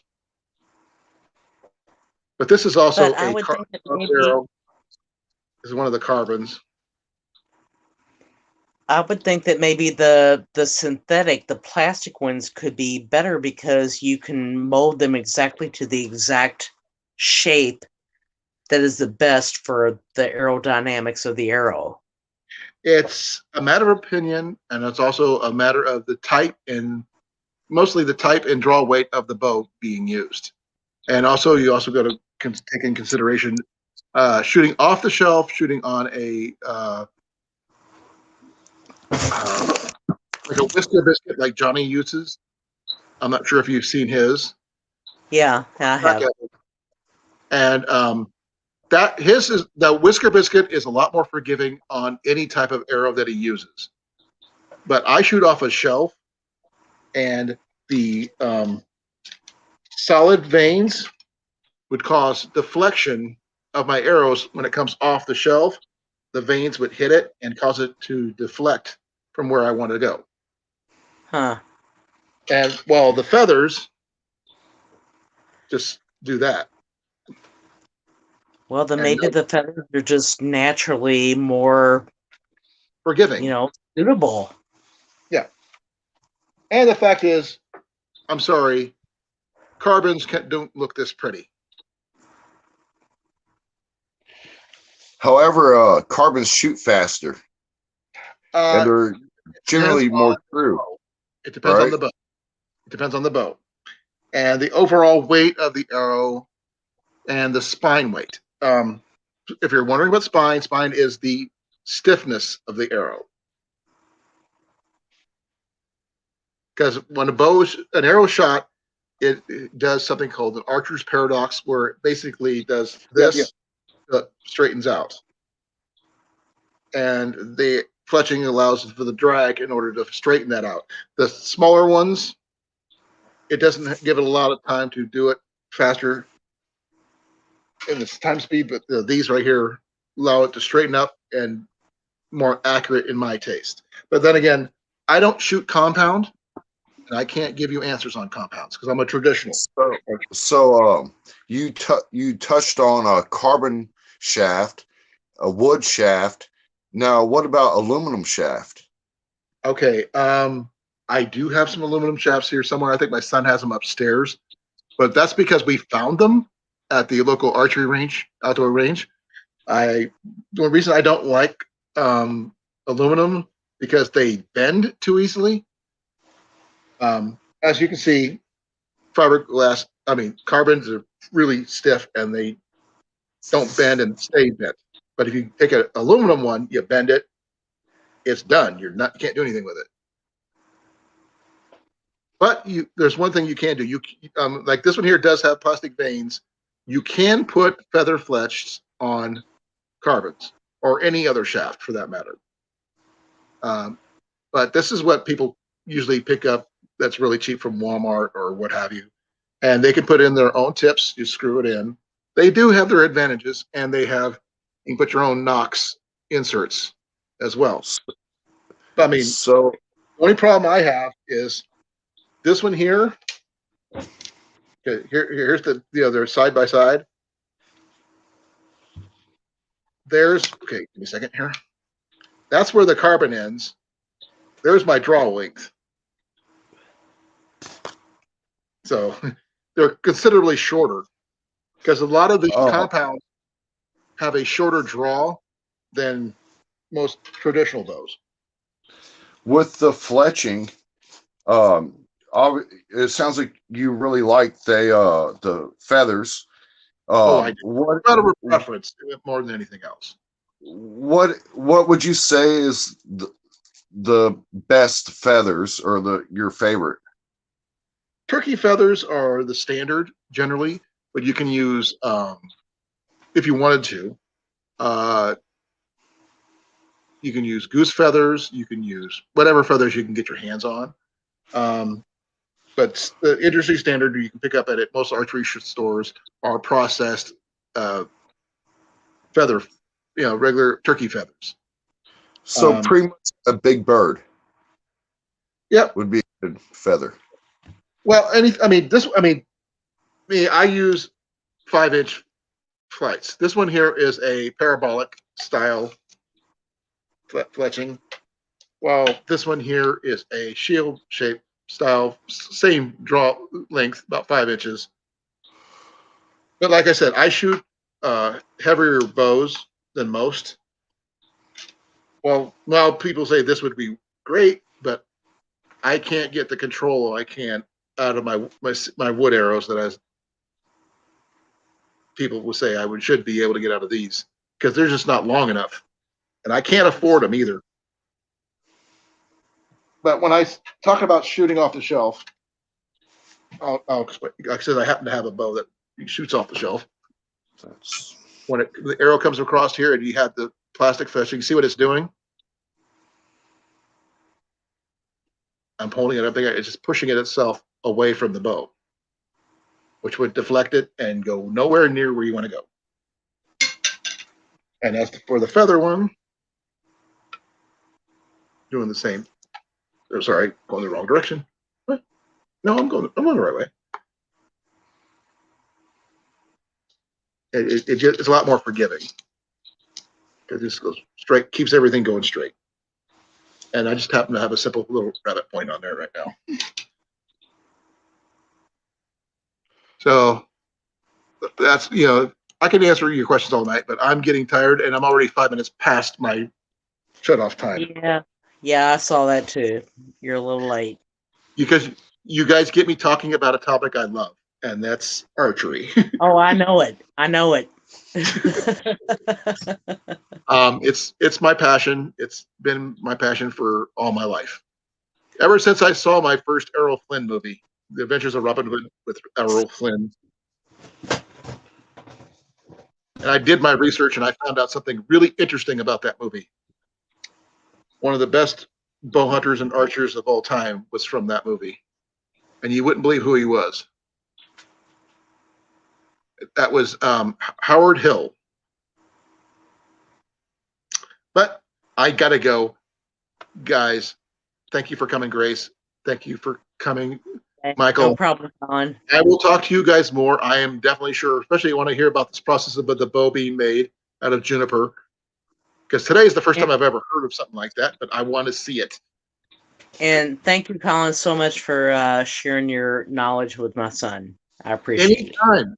Michael, if you want to contact me, in my description box of my channel is my email. Email me with any of your questions. I will do my best to help you. If I don't know the answer, I will find the answer for you. Okay? Or find somebody who does know the answer for you. Your friend who makes bows should have a lot of answers already. But if you need help, I will do my best to help out. All right. Thanks, Colin. You're most welcome. Anytime. Be well, everybody. Have a good evening. Get some rest. Drink plenty of water. Love you all. Good night. Peace. Night, Love, Frisbee. Night, Evan. Night, Blake. Night, Kevin. Cliff. Greg. Yankee. Drop. If you're still in here. Trail. Travis. Be well. Mark, I know you're gone, but say bye, Howie, and everybody else who was here. Night.